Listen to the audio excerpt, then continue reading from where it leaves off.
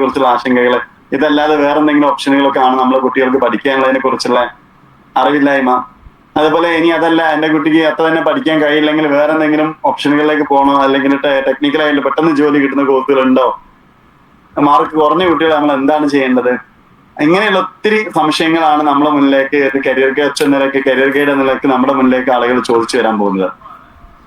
അപ്പോ അതിന് ഉത്തരം നൽകുക എന്നുള്ളതാണ് ഇന്നത്തെ ഒരു സെഷനിൽ ഉദ്ദേശിക്കുന്നത്. ഒരുപാട് ലെങ്തി ആയിരിക്കില്ല. നമുക്ക് +2 ശേഷമുള്ള 10ാം ക്ലാസ്സിന് ശേഷമുള്ള ഓപ്ഷനുകളാണ് പറയാനുള്ളത്. +2 ശേഷമുള്ള ഓപ്ഷനുകൾ പറയുമ്പോൾ ഒരുപാട് കാര്യങ്ങളും കോഴ്സുകളും ഉണ്ടെങ്കിൽ പ്രധാനപ്പെട്ട കോഴ്സുകളെ കുറിച്ചുകൾ മാത്രം, അല്ലെങ്കിൽ ഒരുപാട് ഓപ്ഷനുകൾ ഇല്ലാത്ത ചെറിയൊരു ജംഗ്ഷനാണ് ശരിക്കും 10ാം ക്ലാസ് എന്ന് പറയുന്നത്. 10ാം ക്ലാസ് കഴിഞ്ഞ് +2 കഴിഞ്ഞ് മുന്നോട്ട് പോകുമ്പോഴാണ് വലിയൊരു ജംഗ്ഷൻ പോലെയുള്ള ഒരുപാട് ഓപ്ഷനുകൾ നമ്മുടെ മുന്നിലേക്ക് കടന്നു വരിക. ഏതായാലും 10ാം ക്ലാസ് കഴിയുന്ന കുട്ടികൾക്ക്, രക്ഷിതാക്കൾക്ക് അവരുടെ ആശങ്കകൾ പരിഹരിക്കാൻ ഒരു കരിയർ കോച്ച് എന്ന നിലയ്ക്ക് നമുക്ക് എന്തൊക്കെ കാര്യങ്ങൾ ചെയ്യാൻ പറ്റും, എന്തൊക്കെ കാര്യങ്ങളാണ് നമുക്ക് ജനറൽ ആയിട്ട് ചോദിക്കാൻ സാധ്യതയുള്ളത് എന്നതിനെ കുറിച്ച് നമുക്ക് എന്ത് ചെയ്യാം ഇന്ന് ഡിസ്കസ് ചെയ്തിട്ട് പോകാം. അപ്പൊ അത് പറയുമ്പോൾ കഴിഞ്ഞൊരു സെഷൻ നമ്മൾ കഴിഞ്ഞതിൽ നിങ്ങൾക്ക് ഇത് എന്തെങ്കിലും ഏരിയകൾ സംശയം ഉണ്ടെങ്കിൽ, അല്ലെങ്കിൽ എന്തെങ്കിലും ചോദിക്കാനുണ്ടെങ്കിൽ, നമ്മൾ കഴിഞ്ഞ കരിയർ പ്ലാനിങ്ങിനെ കുറിച്ച് പറഞ്ഞു, ജനറൽ കരിയറിനെ കുറിച്ച് പറഞ്ഞു, ആ 2 വിഷയങ്ങളെ കുറിച്ച് എന്തെങ്കിലും ചോദിക്കാനുണ്ടെങ്കിൽ നമുക്ക് ചോദിക്കാം. അല്ല കഴിഞ്ഞ മറ്റെന്തെങ്കിലും കോമൺ ആയിട്ട് ചോദിക്കാനുണ്ടെങ്കിൽ ഒന്ന് ഡിസ്കസ് ചെയ്തിട്ട് മുന്നോട്ട് പോകാം. മൈക്ക് ഓൺ ചെയ്ത് പറയാം. അതല്ലെങ്കിൽ നമുക്ക് ക്ലാസ്സിലേക്ക്, സെഷനിലേക്ക് പോകാം. പാർട്ടിസിപ്പന്റ്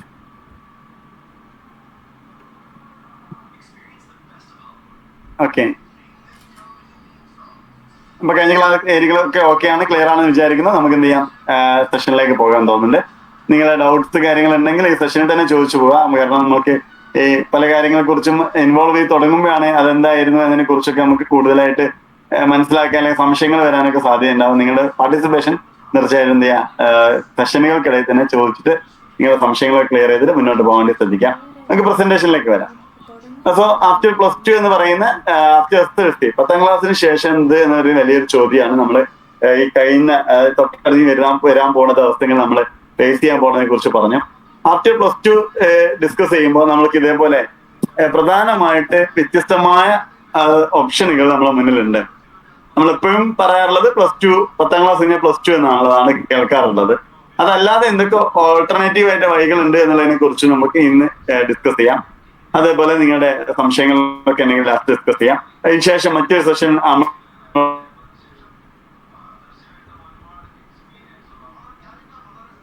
ഇതിനെ കുറിച്ച് പരിഗണിക്കാം. നമ്മൾ ഏറ്റവും കൂടുതൽ 90%, 50% ആളുകളും പോകുന്നത് 10ാം ക്ലാസ് കഴിഞ്ഞ ഉടനെ +2 എന്ന് പറയുന്ന സ്കീമിലേക്കാണ്. അല്ലെങ്കിൽ ഹയർ സെക്കൻഡറി എന്ന് പറയുന്ന ഒരു കോമ്പിനേഷനാണ്. സെക്കൻഡറിക്ക് ശേഷം ഹയർ സെക്കൻഡറി എന്ന് പറയുന്ന ഒരു കോമ്പിനേഷനിലേക്കാണ് കൂടുതലായിട്ട് കുട്ടികൾ പോകാറുള്ളത്. കാരണം ഏറ്റവും കൂടുതൽ സീറ്റുകളുള്ള, ഏറ്റവും കൂടുതൽ പഠന അവസരങ്ങൾ ഉള്ളത് ഈ പറയുന്ന ഹയർ സെക്കൻഡറി മേഖലയിലാണ്. അഥവാ +2 നമ്മൾ ജനറലി പറയുന്ന ഹയർ സെക്കൻഡറി എന്ന് പറയുന്ന ഒരു ഓപ്ഷനാണ് നമുക്ക് ആദ്യം പറയാനുള്ളത്. ഹയർ സെക്കൻഡറിയിൽ എന്തൊക്കെ സാധ്യതകളുണ്ട്, എന്തൊക്കെയാണ് കോഴ്സുകൾ ഉള്ളതിനെ കുറിച്ച് നമുക്ക് മനസ്സിലാക്കാം. +2 എന്ന് പറയുന്നതും കുട്ടികൾക്ക് എന്താണ് തന്നെ രക്ഷിതാക്കൾക്കും പരിചയമില്ലാത്ത ഒരു ലോകമായിരിക്കും. നമ്മളാണ് കൂടുതലായിട്ട് ആ കാര്യങ്ങൾ ക്ലിയർ ചെയ്ത് കൊടുക്കേണ്ടത്. നമുക്കറിയാവുന്നതുപോലെ ഹയർ സെക്കൻഡറി കോഴ്സുകൾ എന്ന് പറയുന്നത് സയൻസ്, കൊമേഴ്സ്, ഹ്യൂമാനിറ്റീസ് എന്ന് പറയുന്ന 3 കോമ്പിനേഷനുകളിലായിട്ടാണ് ഓൾമോസ്റ്റ് എല്ലാ കോഴ്സുകളും ഈ 3 കാറ്റഗറികളിലായിട്ടാണ് നിലനിൽക്കുന്നത്. ഈ 3 കാറ്റഗറികളിലായിട്ട് 48ഓളം കോഴ്സുകൾ ഉണ്ട്. അപ്പൊ 60ഓളം കോഴ്സുകളെ 3 കാറ്റഗറികളായിട്ടാണ് തിരിക്കുന്നത്. സയൻസ് എന്നും കൊമേഴ്സ് എന്നും ഹ്യൂമാനിറ്റീസ് എന്നും 3 കാറ്റഗറികളായിട്ട് തിരിക്കുന്നത്. 10ാം ക്ലാസ് വരെ ഒരൊറ്റ കോഴ്സ് പഠിച്ചു വരുന്ന കുട്ടികളെയാണ് അവരുടെ മാർക്കിന്റെ അടിസ്ഥാനത്തില് മറ്റുള്ള വെയിറ്റേജുകളൊക്കെ പരിഗണിച്ചുകൊണ്ട് നമ്മൾ ഇതിലേക്ക് അഡ്മിഷൻ എടുക്കുന്നത്. അപ്പോൾ നമുക്ക് ഇതിലെ കോഴ്സുകളെ കുറിച്ച് ആദ്യം പരിചയപ്പെട്ടു. ആദ്യം നമ്മൾ പരിചയപ്പെടുന്നത് സയൻസ് എന്താണെന്നതാണ്. സയൻസ് എന്ന് പറയുന്ന ഒരു ഗ്രൂപ്പ്, സയൻസ്, കൊമേഴ്സ്, ഹ്യൂമാനിറ്റീസ് എന്ന് പറയുന്ന ഗ്രൂപ്പിൽ നമ്മൾ ആദ്യം പരിചയപ്പെടുന്ന സയൻസ് എന്ന് പറയുന്ന ഗ്രൂപ്പാണ്. അപ്പൊ സയൻസിലേക്ക് നോക്കുമ്പോൾ സ്ക്രീനിൽ കാണുന്ന പോലെ സയൻസ് എന്ന് പറയുമ്പോൾ തന്നെ കൺഫ്യൂഷനാണ്. 9 തരം സയൻസുകൾ നമ്മളെ കേരളത്തിലുണ്ട്. കൂടുതലായിട്ട് നമ്മുടെ നാട്ടിൽ എല്ലാ കോമ്പിനേഷനും നമ്മൾ കാണില്ലെങ്കിലും ഈ പറയുന്ന വ്യത്യസ്തമായ കോമ്പിനേഷനുകളിലായിട്ടാണ് 9 സയൻസുകൾ പരന്നു കിടക്കുന്നത്. നോക്കി സ്ക്രീനിലേക്ക് നോക്കുമ്പോൾ നിങ്ങൾക്ക് കാണാം പ്രധാനപ്പെട്ട 6 വിഷയങ്ങളാണ് 6 സബ്ജക്റ്റുകളാണ് +1, +2 ക്ലാസ്സുകളിൽ കുട്ടികൾ പഠിക്കേണ്ടത്. 10ാം ക്ലാസ് വരെ കേരള സിലബസിൽ പഠിക്കുന്ന ഒരു കുട്ടി 10 വിഷയങ്ങൾ പഠിച്ചിട്ടുണ്ടെങ്കിൽ ആ കുട്ടി കേരള സിലബസിൽ തന്നെ ഹയർ സെക്കൻഡറിയിലേക്ക് വരുന്ന സമയത്ത് വിഷയങ്ങളുടെ എണ്ണം 6 ആയിട്ട് ചുരുങ്ങും. 6 പേപ്പറുകളാണ് കുട്ടികൾ പഠിക്കേണ്ടത്. 6 പേപ്പറിൽ പ്രാക്ടിക്കൽ ഉള്ളതുണ്ടാവും, പ്രാക്ടിക്കൽ ഇല്ലാത്ത വിഷയങ്ങൾ ഉണ്ടാവും. അതുപോലെ തന്നെ പ്രാക്ടിക്കലുള്ള വിഷയങ്ങൾക്ക് 60 മാർക്കിനാണ് കുട്ടികൾക്ക് പരീക്ഷ ഉണ്ടാവുക. പ്രാക്ടിക്കൽ ഇല്ലാത്ത വിഷയങ്ങൾക്ക് 80 മാർക്കിനാണ് കുട്ടികൾക്ക് പരീക്ഷ ഉണ്ടാവുക. പ്രാക്ടിക്കൽ ഇല്ലാത്ത വിഷയങ്ങൾ എടുക്കുമ്പോൾ 80 മാർക്കിന് തിയറി പരീക്ഷയും 20 മാർക്ക് ഇന്റേണൽ എക്സാമിലെ SE എന്ന് പറയുന്ന ഇന്റേണൽ മാർക്കുമായിട്ടാണ് 100 മാർക്കിന് പേപ്പർ തയ്യുക. പ്രാക്ടിക്കൽ ഉള്ള വിഷയങ്ങളാണെങ്കിൽ ഫിസിക്സ്, കെമിസ്ട്രി പോലുള്ള വിഷയങ്ങൾ പ്രാക്ടിക്കൽ ഉണ്ടാവും. 60 മാർക്കിന്. ഓക്കെ ആണോ? കേൾക്കുന്നില്ലേ? മൈക്ക് ശ്രദ്ധിക്കണേ. ഓക്കെ.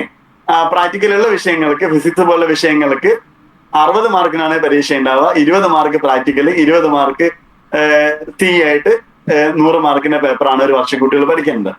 അപ്പൊ 100 മാർക്കിനാണ് പേപ്പർ ഉണ്ടാവുക. അപ്പൊ ഒരു ഫസ്റ്റ് ഇയറിൽ 6 വിഷയങ്ങളിൽ 600 മാർക്കും, സെക്കൻഡ് ഇയറിലെ 6 വിഷയങ്ങളിൽ 600 മാർക്കായിട്ട് 1200 മാർക്കിലാണ് +2-ന് ടോട്ടൽ മാർക്ക് ഉണ്ടാവുക. 1200-ൽ എത്ര മാർക്ക് എന്ന രീതിയിലാണ് കുട്ടികളുടെ ഗ്രേഡും റാങ്കും ഒക്കെ തീരുമാനിക്കുന്നത്. ഒരു ഓവറോൾ പറഞ്ഞു തന്നേ ഉള്ളൂ, ഡീറ്റെയിലേക്ക് നമുക്ക് പോകാം.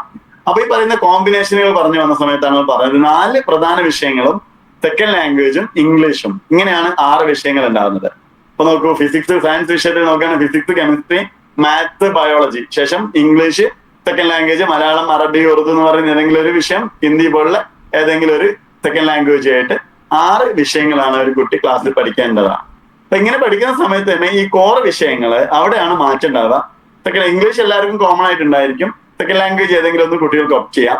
അതൊരു വിഷയം അല്ലാതെ ഏതെങ്കിലും കുട്ടികൾക്ക് ഇഷ്ടമുള്ള അറബിക്കോ മലയാളമോ ഹിന്ദിയോ ഒക്കെ കുട്ടികൾ സെലക്ട് ചെയ്യും. പിന്നീട് വരുന്നതാണ് കോമ്പിനേഷനിലെ പ്രധാനപ്പെട്ട കോർ സബ്ജക്റ്റുകൾ എന്ന് പറയുന്ന 4 വിഷയങ്ങളാണുള്ളത്. ഒന്ന് സയൻസിന്റെ കേസില് ഒന്നാമത്തെ കോമ്പിനേഷൻ. ഇപ്പൊ കുട്ടികള് റിസൾട്ട് കിട്ടി +1 ഏകജാലക അഡ്മിഷനിൽ പ്രവേശനത്തിന് വരുമ്പോൾ ഒരു വലിയ ഷീറ്റൊക്കെ ആയിട്ട് അക്ഷയ പേപ്പർ ആയിട്ട് കുട്ടികൾ വരുമ്പോൾ അതിലൊക്കെ കോമ്പിനേഷൻ കോഡ് എന്ന് പറയുന്ന വലിയൊരു കോഡ് കാണും. ആ കോഡാണ് ഇവിടെ നമ്മൾ 1, 2, 3, 4 എന്ന രീതിയിൽ 9 കോഡുകൾ കൊടുക്കുന്നത്. നിങ്ങൾ ശ്രദ്ധിക്കാം. അപ്പൊ സയൻസിൽ 9 കോമ്പിനേഷൻ കോഡുകളുണ്ട്. 9 കോമ്പിനേഷൻ കോഡ് നമുക്ക് ഓർമ്മയിൽ നിൽക്കേണ്ടതാണ് കേട്ടോ. നിങ്ങൾ പ്രധാനപ്പെട്ട നിങ്ങൾ നോട്ട് ചെയ്ത് വെക്കണം. നമ്മുടെ സ്കൂളുകളിലേക്ക് ഏറ്റവും കൂടുതലായിട്ട് മിക്ക സ്കൂളുകളിൽ ഉണ്ടാവുന്നത് സയൻസ് എന്ന് പറഞ്ഞാൽ ബയോ മാത്സ് കോമ്പിനേഷൻ വരുന്ന ബയോ സയൻസ് എന്നല്ല ബയോ മാത്സ് കോമ്പിനേഷൻ എന്ന് പറയുന്ന സയൻസ് ഓപ്ഷൻ ആണ്, ഓപ്ഷൻ നമ്പർ 1.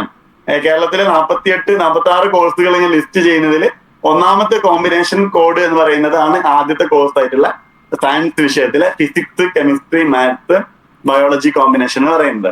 അപ്പൊ ഇതാണ് ഓൾമോസ്റ്റ് മിക്ക സ്ഥലങ്ങളിലും മിക്ക സ്കൂളുകളിലും ഉണ്ടാവുന്ന സയൻസിലെ ഏറ്റവും പ്രധാനപ്പെട്ട മിക്കവാറും സ്ഥലങ്ങളിൽ കാണുന്ന ഒരു കോമ്പിനേഷൻ ആണ് ഈ ഒന്നാമത്തെ കോമ്പിനേഷൻ എന്ന് പറയുന്ന ഫിസിക്സ്, കെമിസ്ട്രി, മാത്സ്, ബയോളജി എന്ന് പറയുന്ന combination plus English second language. അങ്ങനെ 6 വിഷയങ്ങളാണ് ഈ കോമ്പിനേഷനിൽ കുട്ടികൾ പഠിക്കാം.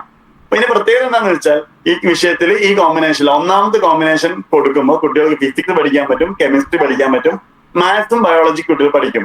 അതായത് കുട്ടികൾക്ക് മാത്സ് പഠിക്കുന്നതുകൊണ്ട് എഞ്ചിനീയറിംഗ് വിഷയങ്ങളിലേക്കും കുട്ടികൾക്ക് ഭാവിയിൽ പഠിക്കാൻ പറ്റും. ബയോളജി പഠിക്കുന്നതുകൊണ്ട് മെഡിക്കൽ മേഖലയിലേക്കും കുട്ടികൾക്ക് പോകാൻ പറ്റും. അപ്പോ ഒരു യൂണിവേഴ്സൽ ഓപ്ഷൻ എന്നാണ് സാധാരണ നമ്മളിന്ന് പറയാറുള്ളത്. വെച്ചാൽ കുട്ടിക്ക് +2-ന് ശേഷമുള്ള ഏത് കോമ്പിനേഷനിലേക്കും പോകാൻ കഴിയുന്ന ഒരു ഒരു പഠന കോമ്പിനേഷൻ ആണ്, കോഴ്സ് കോമ്പിനേഷൻ ആണ് ഈ പറയുന്ന ഫിസിക്സ്, കെമിസ്ട്രി, മാത്സ്, ബയോളജി ഉൾപ്പെടെയുള്ള ഒന്നാമത്തെ കോഴ്സ് കോമ്പിനേഷൻ എന്ന് പറയാറുള്ളത്. അപ്പൊ അതിന് പ്രത്യേകതയാണ് മാത്സും ബയോളജി കുട്ടികൾ പഠിക്കും. ഇത് എല്ലാ സ്കൂളും ഓൾമോസ്റ്റ് എല്ലാ സ്കൂളുകളിലുള്ള ഒരു കോമ്പിനേഷൻ ആണ് ഇത്. രണ്ടാമത്തെ കോഴ്സ് കോഡാണ് physics, chemistry, maths, home science. നമ്മുടെ നാട്ടിൽ അത്ര തന്നെ കാണാത്തൊരു കോമ്പിനേഷൻ ആണ്. മാത്സ് പഠിക്കുന്നുണ്ട്, ബയോളജി കുട്ടി പഠിക്കുന്നില്ല എന്നതാണ് പ്രത്യേകത. പകരം ഹോം സയൻസ് എന്ന് പറയുന്ന ഒരു കോമ്പിനേഷൻ ആണ് കുട്ടി പഠിക്കുന്നത്. മൂന്നാമത്തെ കോമ്പിനേഷനിലേക്ക് പോകുമ്പോൾ ഇവിടെ ശ്രദ്ധിക്കേണ്ട മാത്സ് ഹോം സയൻസ് ആണെന്നുകൊണ്ട് ബയോളജി പഠിക്കാതെ കുട്ടിക്ക് മെഡിക്കൽ മേഖലയിലേക്ക് പോകാൻ പറ്റത്തില്ല. മൂന്നാമത്തെ കോമ്പിനേഷൻ അതേപോലത്തെ ഒരു കോമ്പിനേഷൻ ആണ്. ഫിസിക്സ് ഉണ്ട്, കെമിസ്ട്രി ഉണ്ട്, മാത്സ് ഉണ്ട്. 4ാമത്തെ കോഴ്സ് ഇലക്റ്റീവ് ഇലക്ട്രോണിക്സ് ആണ്. അവിടെ ബയോളജി മിസ്സായി. സ്വാഭാവികമായിട്ട് കുട്ടിക്ക് എന്ത് ചെയ്യാൻ പറ്റും? എഞ്ചിനീയറിംഗ് മേഖലയിലേക്ക് പോകാൻ കഴിയുന്ന ഒരു കോമ്പിനേഷൻ ആണ്. നമ്മുടെ നാട്ടിൽ ഒരുപാട് സ്കൂളുകളൊന്നും ഇത് കാണാറില്ല, കുറഞ്ഞ സ്കൂളുകൾ മാത്രമാണ് ഈ കോമ്പിനേഷനും കാണാറുള്ളത്. 4ാമത്തെ കോമ്പിനേഷൻ കോഴ്സ് കോഡ് അല്ലെങ്കിൽ കോമ്പിനേഷൻ പറയുന്നത് ഫിസിക്സ്, കെമിസ്ട്രി, മാത്സ്, സ്റ്റാറ്റിസ്റ്റിക്സ് ആണ്. അപ്പൊ അവിടെ വീണ്ടും ബയോളജി മിസ്സിംഗ് ആണ്, സ്റ്റാറ്റിയാണ് കുട്ടി പഠിക്കുന്നത്. സ്വാഭാവികമായിട്ട് കുട്ടിക്ക് എഞ്ചിനീയറിംഗ് മേഖലയിലേക്ക് പോകാൻ പറ്റും, ബയോളജി മേഖലയിലേക്ക് മെഡിക്കൽ മേഖലയിലേക്ക് കുട്ടിക്ക് പോകാൻ പറ്റത്തില്ല. അപ്പൊ സ്റ്റാറ്റിസ്റ്റിക്സും ഒരുപാട് സ്കൂളുകൾ കാണുന്നില്ല, കുറഞ്ഞ സ്കൂളുകളിൽ റയർ കോമ്പിനേഷൻ ആണ് സ്റ്റാറ്റിസ്റ്റിക്സും. മറ്റൊരു നമ്മുടെ നാട്ടിൽ കൂടുതൽ കാണുന്ന മറ്റൊരു കോമ്പിനേഷൻ എന്ന് പറയുന്നത് ഇവിടെ കാണുന്ന 5ാമത്തെ കോമ്പിനേഷൻ ആണ്. അഥവാ physics, chemistry, maths, computer science. ഇതിന് പ്രത്യേകത നമ്മുടെ മിക്കവാറും സ്കൂളുകളിലുള്ള ഒരു കോമ്പിനേഷൻ ആണ്. കമ്പ്യൂട്ടർ സയൻസ് എന്നാണ് സാധാരണ ആളുകൾ ഇതിന് പറയാറുള്ളത്. എന്ന് വെച്ചാൽ ബയോളജി പഠിക്കാൻ ബുദ്ധിമുട്ടുള്ള കുട്ടികൾക്ക് അല്ല എഞ്ചിനീയറിംഗ് മേഖലയിലേക്ക് ഒരു തൊഴിൽ കിട്ടണം എന്നൊക്കെ ആഗ്രഹിച്ച് ഹയർ എഡ്യൂക്കേഷനൊക്കെ ആഗ്രഹിക്കുന്ന കുട്ടികൾ സെലക്ട് ചെയ്യുന്ന ഒരു കോമ്പിനേഷൻ ആണ് മാത്സും കമ്പ്യൂട്ടർ സയൻസും പഠിക്കുന്നത്. കമ്പ്യൂട്ടർ സയൻസ് എന്നാണ് സാധാരണ നാട്ടുകാർ ഇതിനെ വിളിക്കുക. ഫിസിക്സ് പഠിക്കും, കെമിസ്ട്രി പഠിക്കും, മാത്സ് പഠിക്കും, കമ്പ്യൂട്ടർ സയൻസ് പഠിക്കും. ഇപ്പൊ എഞ്ചിനീയറിംഗ് മേഖലയിൽ പോകാൻ കഴിഞ്ഞാൽ കുട്ടികൾക്ക് ആഗ്രഹിക്കുന്ന കുട്ടികൾക്ക് JEE ഒക്കെ എഴുതി IIT NIT പോകാൻ ആഗ്രഹിക്കുന്ന കുട്ടികൾക്ക് നല്ലൊരു കോമ്പിനേഷൻ ആണ് ഇത്. ബയോളജി പഠിക്കേണ്ട ആവശ്യമില്ല, അവർക്ക് നേരത്തെ തന്നെ ഫോക്കസ് ചെയ്ത് എഞ്ചിനീയറിംഗ് മേഖലയിലേക്ക് പഠിക്കാൻ പറ്റും എന്നുള്ളതാണ് ഇതിന്റെ പ്രത്യേകത. കുട്ടികൾ ബയോളജി പഠിക്കാത്തതുകൊണ്ട് മെഡിക്കൽ മേഖലയിലേക്ക് കുട്ടികൾ പോകാൻ പറ്റത്തില്ല. അപ്പൊ ഒന്നാമത്തെ കോമ്പിനേഷനും അഞ്ചാമത്തെ കോമ്പിനേഷനും നമ്മുടെ നാടുകളിൽ കൂടുതലായിട്ട് കാണുന്ന കോമ്പിനേഷനാണ്. 2, 3, 4 അത്ര തന്നെ കാണുന്നില്ല എന്ന് മനസ്സിലാക്കി വെക്കാം. ആറാമത്തെ കോമ്പിനേഷൻ മാത്സ് ജിയോളജിയാണ്. ഭൂമിയുമായി ബന്ധപ്പെട്ടുള്ള ജിയോഗ്രഫിക്കൽ ആയുള്ള ജിയോളജി, ഭൂമിയുടെ ഖനനം പോലുള്ള മേഖലയിലൊക്കെ ഭൂമിശാസ്ത്രവുമായി ബന്ധപ്പെട്ട ജിയോഗ്രഫി അല്ല ജിയോളജി, ഭൗമശാസ്ത്രവുമായി ബന്ധപ്പെട്ട എന്ന് വെച്ചാൽ ഭൂമിയുടെ ഉൾക്കാമ്പുകളെ കുറിച്ചും ഭൂമിയുടെ കാര്യങ്ങളെ കുറിച്ചും പറയുന്നതാണ് ജിയോളജി എന്ന് പറയുന്നത്. ഖനനവുമായി ബന്ധപ്പെട്ട മേഖലയിൽ ബന്ധപ്പെട്ടതാണ് ജിയോളജി. അപ്പൊ ആ മേഖലയിൽ പഠിക്കുന്ന ഒരു ഓപ്ഷണൽ കോഴ്സ് പഠിക്കാൻ പറ്റുന്നതാണ് ആറാമത്തെ കോമ്പിനേഷൻ. റയർ കോമ്പിനേഷൻ ആണ്, കുറഞ്ഞ സ്കൂളുകൾ മാത്രമേ കേരളത്തിലുള്ളൂ. ഏഴാമത്തെ കോമ്പിനേഷനിലേക്ക് വരും വീണ്ടും ഫിസിക്സ്, കെമിസ്ട്രി, ബയോളജി, സൈക്കോളജി. ഈ ഏഴാമത്തെ കോമ്പിനേഷൻ കോഡ് യഥാർത്ഥത്തിൽ വരുന്നത് 9 എന്ന് പറയുന്ന കോമ്പിനേഷൻ കോഡിലാണ് വരുന്നത്. ഇവിടെ 7 ആണ് നോട്ട് ചെയ്യുന്നത്, പക്ഷെ +1 കോമ്പിനേഷൻ കോഡിൽ 9 ആണ് ആ കോമ്പിനേഷൻ കോഡ് ശ്രദ്ധിക്കുക. അപ്പൊ അതെന്താണ് അതിന്റെ പ്രത്യേകത? കുട്ടിക്ക് മാത്സ് പഠിക്കാൻ താല്പര്യമില്ല, കുട്ടിക്ക് മെഡിക്കൽ മേഖലയിലേക്ക് പോകാൻ മാത്രമാണ് ആഗ്രഹമെങ്കിൽ ആ കുട്ടിക്ക് ഒപ്റ്റ് ചെയ്യാവുന്ന ഒരു കോമ്പിനേഷൻ കോഡാണ്. മാത്സ് പഠിക്കാതെ സയൻസ് പഠിക്കാൻ പറ്റുമോ എന്ന് ചോദിക്കുന്ന കുട്ടികൾക്കുള്ള ഉത്തരമാണ് ഈ 9ാമത്തെ കോഴ്സ് കോഡ്. എന്ന് വെച്ചാൽ നമ്മളെ പ്രോസ്പെക്ടസ് വരുമ്പോൾ നിങ്ങൾ വരാൻ പോണതാണ് റിസൾട്ട്, SLC റിസൾട്ട് വന്നു കഴിഞ്ഞാൽ SLC കഴിഞ്ഞ +1 കോമ്പിനേഷൻ റിസൾട്ട് ഒരു ബുക്ക്ലെറ്റ് കയ്യിൽ വരുന്ന സമയത്ത് അതിൽ കോമ്പിനേഷൻ കോഡ് 9 ആയിരിക്കും. നിങ്ങൾ ഓർത്ത് വെക്കുക. ഇവിടെ 7th ആയിട്ടാണ് ലിസ്റ്റ് ചെയ്ത്, അത് 9th കോമ്പിനേഷൻ ആയിട്ട് വരുന്നതാണ്. അപ്പൊ 9th എന്ന് പറയുന്ന കോമ്പിനേഷനിൽ വരുന്ന കോഴ്സാണ് physics, chemistry, biology, psychology. Benefit എന്താണെന്ന് വെച്ചാൽ കുട്ടികൾക്ക് മാത്സ് പഠിക്കാതെ സയൻസ് പഠിക്കാം, മെഡിക്കൽ മേഖലയിൽ മാത്രം ഫോക്കസ് ചെയ്യാൻ പറ്റും, മെഡിക്കൽ പാരാമെഡിക്കൽ മേഖലയിലേക്ക് പോകാം. എഞ്ചിനീയറിംഗ് മേഖലയിലേക്കോ പൈലറ്റ് വേൾഡ് മേഖലയിലേക്കോ ഒന്നും കുട്ടിക്ക് പോകാൻ പറ്റില്ല മാത്സ് പഠിക്കാത്തതുകൊണ്ട് എന്നുള്ളത് ശ്രദ്ധിക്കേണ്ടതാണ്. അപ്പൊ അങ്ങനെയുള്ള കുട്ടികൾക്ക് എന്ത് ചെയ്യാം, ഈ കോമ്പിനേഷന് പോവാം. മറ്റൊരു combination physics, chemistry, biology, home science. ബയോളജിന്റെ ഹോം സയൻസിന്റെ മാത്സ് ഒഴിവാകുന്ന കുട്ടികൾക്കുള്ള മറ്റൊരു ഓപ്ഷനാണത്. 9ാമത്തെ കോമ്പിനേഷൻ വരുന്നത് physics, chemistry, computer science, geology എന്ന് പറയുന്ന കോമ്പിനേഷനാണ്. ബയോളജി ഒഴിവാക്കിക്കൊണ്ടുള്ള കോമ്പിനേഷൻ. ഇതൊക്കെ തന്നെ റയർ ആണ്. അപ്പൊ 3 കോമ്പിനേഷനുകളാണ് കൂടുതലായിട്ട് കാണുന്നത്. ഏറ്റവും കൂടുതൽ കാണുന്നത് 1ാമത്തെ കോമ്പിനേഷൻ ആയുള്ള ഫിസിക്സ്, കെമിസ്ട്രി, മാത്സ്, ബയോളജി. അത്ര തന്നെ കാണാത്ത 2ാമത്തെ ഓപ്ഷനാണ്. എന്നാൽ കുറച്ച് കൂടുതൽ സ്കൂളുകൾ കാണുന്നത് കമ്പ്യൂട്ടർ സയൻസ് എന്ന് പറയുന്ന 5ാമത്തെ combination, physics, chemistry, maths, computer science.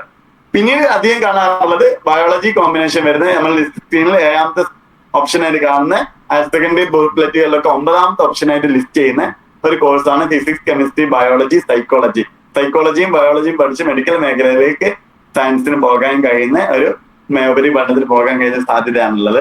ഇത് പറയുമ്പോൾ ശ്രദ്ധിക്കേണ്ട കാര്യം, 1ാമത്തെ കോമ്പിനേഷൻ പഠിക്കുന്ന കുട്ടികൾക്ക് ബയോളജി വഴി എഞ്ചിനീയറിംഗ് മെഡിക്കലിലേക്കും പോകാം, മാത്സ് വഴി എഞ്ചിനീയറിംഗിലേക്ക് വരാൻ പറ്റും. 5ന് എന്ത് മാത്രമേ പറ്റുള്ളൂ, മാത്സ് മാത്രമേ പഠിക്കുന്നതുകൊണ്ട് എഞ്ചിനീയറിംഗ് മാത്രമേ പറ്റുള്ളൂ, ബയോളജിക്കൽ സാധ്യതയില്ല. 9ാമത്തെ കോമ്പിനേഷനിൽ വരുന്ന സമയത്ത് ആ കുട്ടികൾക്ക് ബയോളജി പഠിക്കുന്നുണ്ട്, പക്ഷെ എന്ത് പഠിക്കുന്നില്ല, മാത്സ് പഠിക്കാത്തതുകൊണ്ട് എഞ്ചിനീയറിംഗ് സാധ്യതകൾ ഇല്ല എന്നുള്ളതാണ് സയൻസ് കോമ്പിനേഷന്റെ ഒരു പ്രത്യേകത. അപ്പൊ സയൻസ് പഠിക്കുന്ന സമയത്ത് മാത്സും ബയോളജിയും പഠിക്കുന്നുണ്ടോ ഇല്ല എന്നുള്ളത് അവരുടെ ഉപരിപഠന സാധ്യതയെ വലിയ തോതിൽ ബാധിക്കുന്നു എന്നുള്ളത് കൊണ്ട് ആ കോമ്പിനേഷൻ കൊടുക്കുമ്പോൾ ആദ്യം ഏതാണ് കൊടുക്കേണ്ടത് അതിനെ കുറിച്ച് നമ്മൾ ശ്രദ്ധിക്കേണ്ടതുണ്ട്. അതൊരു ലാസ്റ്റ് നമുക്ക് എന്ത് ചെയ്യാം, ഹയർ സെക്കൻഡറി അഡ്മിഷനെ കുറിച്ച് നമുക്ക് പറയാം. ഓക്കെ, ഇതാണ് സയൻസിലെ സാധ്യതകൾ. ഏകദേശം എന്തെങ്കിലും സംശയങ്ങളുണ്ട് അപ്പൊ ചോദിക്കാം. നമുക്ക് എന്തെങ്കിലും ഇതുവരെ പറഞ്ഞ കാര്യങ്ങളിൽ നിങ്ങൾക്ക് ഡൗട്ട് ഉണ്ടെങ്കിൽ ക്ലിയർ ചെയ്തിട്ട് അടുത്തതിലേക്ക് പോകാം.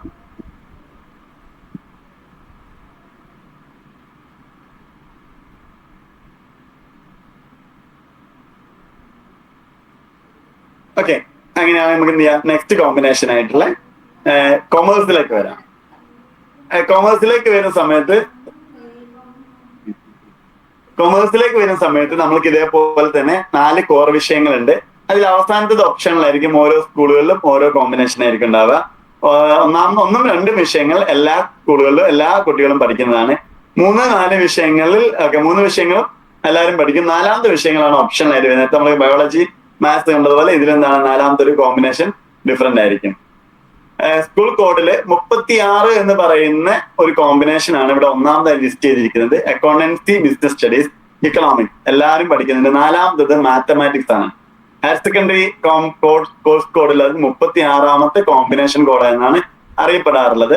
അഥവാ മാത്സ് പഠിക്കുന്ന ഒരു കൊമേഴ്സ് ആണ്. Accountancy, business studies, economics, mathematics എന്ന് പറയുന്ന ഒരു നല്ല കോമ്പിനേഷൻ ആണ്. കൊമേഴ്സ് യഥാർത്ഥത്തിൽ ഏറ്റവും കിട്ടാവുന്നതിൽ ഏറ്റവും നല്ല കോമ്പിനേഷൻ ഏതാണെന്ന് ചോദിച്ചാൽ യഥാർത്ഥം ഇതാണെന്ന് വേണം. മാത്സ് പഠിക്കുന്നതുകൊണ്ട് ഇതാണെന്ന് പറയാൻ പറ്റും. പക്ഷെ ചുറ്റുപാടുകളിൽ വരുന്ന പ്രത്യേകത, മാത്സ് പഠിക്കുന്ന സമയത്ത് മാത്സ് പലപ്പോഴും കുട്ടികൾക്ക് ബുദ്ധിമുട്ടാകുന്നുണ്ട്. റിസൾട്ട് പലപ്പോഴും ഉണ്ടാവാറുണ്ട്, അല്പം കുറഞ്ഞു കാണാറുണ്ട് ചില കുട്ടികൾക്കൊക്കെ. അതുപോലെ നല്ല സ്കൂളുകൾ നോക്കുന്ന സമയത്തും പലപ്പോഴും മാത്സ് പഠിക്കാൻ കുട്ടികൾ കൂടുതൽ താല്പര്യപ്പെടുന്ന കമ്പ്യൂട്ടർ ഉൾപ്പെടെയുള്ള വിഷയങ്ങൾ പഠിക്കുന്നത് കാണുന്നുണ്ട്. എനിവേ ഒരു കോമ്പിനേഷനാണ് മാത്സ് വരുന്ന കോമ്പിനേഷൻ, 36ാമത്തെ കോഴ്സ് കോമ്പിനേഷൻ ആയിട്ട് വരുന്നത്. രണ്ടാമത് കൂടുതൽ സ്കൂളുകൾ കാണുന്നതാണ് രണ്ടാമത് നമ്മൾ ലിസ്റ്റ് ചെയ്ത് accountancy, business studies, economics and computer application എന്ന് പറയുന്ന ഒരു കോമ്പിനേഷൻ. മിക്കവാറും കമ്പ്യൂട്ടർ കൊമേഴ്സ് എന്നാണ് ഇതിന് സാധാരണ ആളുകൾ അറിയപ്പെടുന്നത്, നാട്ടുകാർ വിളിക്കാറുള്ളത്. കമ്പ്യൂട്ടർ പഠിക്കാൻ കഴിയും എന്ന് പറയുന്നത് കുട്ടികൾ കൂടുതലായിട്ട് ആകർഷിക്കപ്പെടുന്ന ഒരു കോമ്പിനേഷനാണിത്. ബുദ്ധിമുട്ടില്ലാതെ എളുപ്പത്തിൽ എന്ത് ചെയ്യാൻ പറ്റും, കൊമേഴ്സ് പാസ്സാക്കി എടുക്കാം, അല്ലെങ്കിൽ നല്ല മാർക്കോട് കൂടി പാസ്സാക്കിയ കോമ്പിനേഷനാണ് കമ്പ്യൂട്ടർ അപ്ലിക്കേഷൻ. പക്ഷെ മാത്സ് പഠിക്കുന്ന കുട്ടികൾക്ക് എന്തോ ബെനിഫിറ്റ് കിട്ടാൻ സാധ്യതയുണ്ട്. കുട്ടികൾക്ക് മാത്സിൽ ഹയർ സ്റ്റഡീസിന് പോകാൻ പറ്റും. അതേപോലെ CA പോലുള്ള ചാർട്ടേഡ് അക്കൗണ്ടൻസി പോലുള്ള കോഴ്സുകൾ പഠിക്കുന്ന സമയത്ത് മാത്സ് ഒരു സബ്ജക്റ്റ് ആയിട്ട് വരുന്നതുകൊണ്ട് കുട്ടികൾക്ക് അത് ബെനിഫിറ്റ് ആയിരിക്കും. പക്ഷെ മാത്സ് പഠിക്കാൻ ഏകദേശം സയൻസിനെ തന്നെ പോലെയുള്ള മാത്സ് പഠിക്കാനുണ്ടെന്നുള്ള കാര്യം കുട്ടികൾ ബോധവാന്മാരായിരിക്കണം എന്ന കാര്യം കൊണ്ട് ശ്രദ്ധിക്കാം. രണ്ടാമത് കമ്പ്യൂട്ടർ അപ്ലിക്കേഷനിലെ കൊമേഴ്സിനെ കുറിച്ച് നമ്മൾ പരിചയപ്പെടുത്തി. മൂന്നാമത്തെ ഒരു കോമ്പിനേഷൻ വരുന്നത് നോക്കൂ, സ്റ്റാറ്റിസ്റ്റിക്സ് പഠിക്കാൻ കഴിയുന്ന കോമ്പിനേഷൻ ഉള്ളതാണ്. ഹ്യൂമാനിറ്റി കൊമേഴ്സുകാർക്ക് എന്ത് ചെയ്യാൻ പറ്റും, സ്റ്റാറ്റി പഠിക്കുന്ന കൊമേഴ്സ് കോമ്പിനേഷൻ ഉണ്ട്. അപ്പൊ അതിന് പ്രത്യേകത, കുട്ടികൾക്ക് BSc സ്റ്റാറ്റിസ്റ്റിക്സോ MSc സ്റ്റാറ്റിസ്റ്റിക്സ് ഒക്കെ എടുത്ത് പഠിക്കാൻ പറ്റുന്ന ഒരു സാധ്യത കുട്ടികൾക്ക് മുന്നിൽ കിട്ടുകയാണ്. അതുപോലെ ഡാറ്റ സയൻസ് പോലുള്ള മേഖലയിലേക്ക് വരുന്ന സമയത്ത് കുട്ടികൾക്ക് എന്ത് ചെയ്യാൻ പറ്റും, സ്റ്റാറ്റി പഠിക്കുന്നതുകൊണ്ട് MSc സ്റ്റാറ്റി, BSc സ്റ്റാറ്റി ഒക്കെ പഠിച്ചിട്ട് ഡാറ്റ സയൻസ് പോലെ മേഖലയിലേക്ക് വരുമ്പോൾ മാത്സ് പോലെ തന്നെ ഒരു അഡീഷണൽ ബെനിഫിറ്റ് കുട്ടികൾക്ക് കിട്ടാൻ സാധ്യതയുള്ള ഒരു കോമ്പിനേഷനാണ് സ്റ്റാറ്റിസ്റ്റിക്സ് ഉള്ളത്. ചില സ്കൂളുകൾ എന്തുണ്ടെങ്കിൽ ഈ സ്റ്റാറ്റിസ്റ്റിക്സ് കോമ്പിനേഷനുള്ള കൊമേഴ്സ് ഉണ്ട്. നാലാമത്തെ ഒരു കോമ്പിനേഷനാണ് accountancy, business studies, economics, political science. Politics പഠിച്ചുകൊണ്ട് കുട്ടികൾക്ക് എന്ത് ചെയ്യാം, കോഴ്സിലേക്ക് വരാൻ പറ്റും എന്നുള്ളതാണ് ഇതിന്റെ പ്രത്യേകത. Accountancy, business studies, economics, political science. അപ്പോൾ നേരത്തെ നമ്മൾ പറഞ്ഞ പോലെ ഈ 4 കോമ്പിനേഷനുകളാണ് കുട്ടികൾക്ക് കൊമേഴ്സ് പഠിക്കുമ്പോൾ കിട്ടാൻ പോകുന്നത്. പിന്നെ ഇവിടെ സയൻസ് പഠിക്കുന്ന പോലെ മാത്സ് പഠിക്കാത്തത് കൊണ്ട് ആ കുട്ടിക്ക് എഞ്ചിനീയറിംഗ് മേഖല നഷ്ടപ്പെട്ടു പോയി, അല്ലെങ്കിൽ എന്താണ് മാത്സ് ബയോളജി പഠിക്കാത്തതുകൊണ്ട് മെഡിക്കൽ മേഖല നഷ്ടപ്പെട്ടു എന്ന് പറയുന്ന പോലെയുള്ള പ്രയാസങ്ങൾ കൊമേഴ്സിൽ ഉണ്ടാവില്ല. ഏത് കോമ്പിനേഷൻ എടുത്ത് പഠിച്ച കുട്ടികൾക്കും കൊമേഴ്സുകാർക്ക് പോകാൻ കഴിയുന്ന എല്ലാ കോഴ്സിലും പോകാം. അഥവാ സയൻസുകാർക്ക് മാത്രം ലിമിറ്റ് ചെയ്യപ്പെട്ടുള്ള കോഴ്സുകൾക്ക് സയൻസുകാർക്കേ പോകാൻ പറ്റുള്ളൂ. ബാക്കിയുള്ള ഏത് കോഴ്സുകളിലേക്കും കൊമേഴ്സിൽ ഏത് കോമ്പിനേഷൻ പഠിക്കുന്ന കുട്ടികൾക്കും പോകാം എന്ന് പറയുന്ന ഒരു കോമൺ പ്രത്യേകതയുണ്ട്. അതായത് ഏത് BComന് പോകാൻ എല്ലാവർക്കും പറ്റും, CAക്ക് പോകാൻ എല്ലാവർക്കും പറ്റും. അങ്ങനെയുള്ള എല്ലാ കോഴ്സുകൾക്കും, കൊമേഴ്സ് മേഖലയിലെ എല്ലാ കോഴ്സുകൾക്കും പോകാൻ പറ്റും എന്ന് പറയുന്ന ഒരു ബെനിഫിറ്റ് എല്ലാ കോഴ്സുകൾക്കും ഉണ്ട്. പ്രത്യേകിച്ച് റെസ്ട്രിക്റ്റ് മീൻസ് മാത്സ് പഠിക്കാത്തതുകൊണ്ട് പറയാ റെസ്ട്രിക്ഷൻ ഇവിടെ വരുന്നില്ല എന്നുള്ളൊരു ബെനിഫിറ്റ് ഉണ്ട്.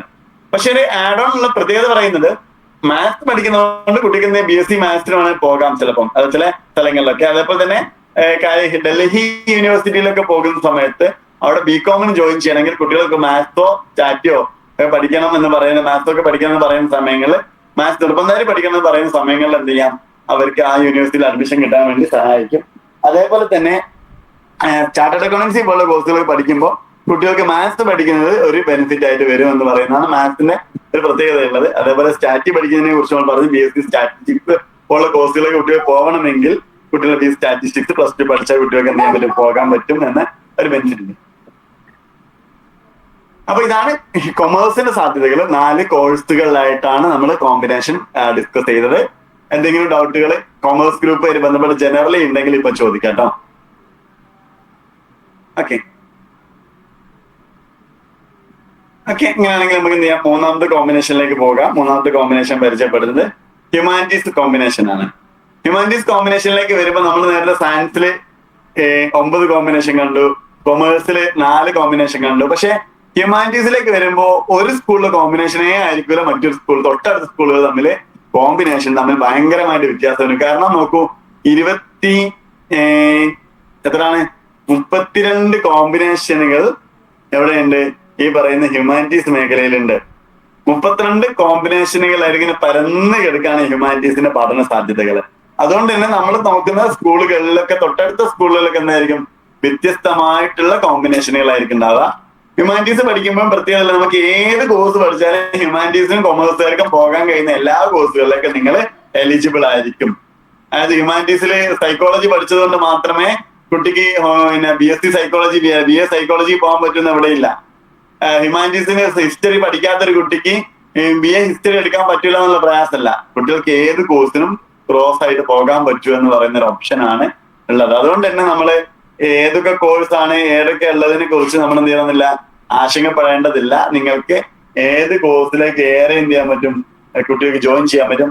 അഥവാ നമ്മൾ നോക്കേണ്ടത് ഹ്യൂമാനിറ്റീസ് പഠിക്കുന്ന നല്ല സ്കൂളുകൾ നോക്കുക. നല്ല സ്കൂളാണ്, നല്ല പഠന നിലവാരമുണ്ട്, നല്ല മറ്റുള്ള സൗകര്യങ്ങളൊക്കെ ഉണ്ടെങ്കിൽ, യാത്രാ സൗകര്യങ്ങളൊക്കെ ഉണ്ടെങ്കിൽ അതെന്ത് ചെയ്യാം, നിങ്ങൾ നോക്കിയിട്ട് നമ്മൾക്ക് നല്ല ഒരു സ്കൂളും നല്ല അച്ചടക്കവും നല്ല പഠന നിലവാരമൊക്കെ ഉള്ള നോക്കിയാൽ മതി. ഇവിടെ നിങ്ങൾ എന്താണ്, അതത് വിഷയങ്ങൾ പഠിച്ചാൽ മാത്രമേ കോളേജ് ഡിഗ്രിക്ക് പോകുമ്പോൾ ആ കോമ്പിനേഷൻ എടുക്കാൻ പറ്റുന്നുള്ള ടെൻഷൻ ഒന്നും വേണ്ട. നമുക്ക് കുട്ടികൾക്ക് ഏത് ഒപ്റ്റ് ചെയ്താലും കുഴപ്പമില്ല. കുട്ടികൾ കോമൺ ആയിട്ട് ഹയർ സെക്കൻഡറിയിലേക്ക് വരുമ്പോൾ ശ്രദ്ധിക്കേണ്ട കാര്യങ്ങളാണ് നോക്കേണ്ടത്.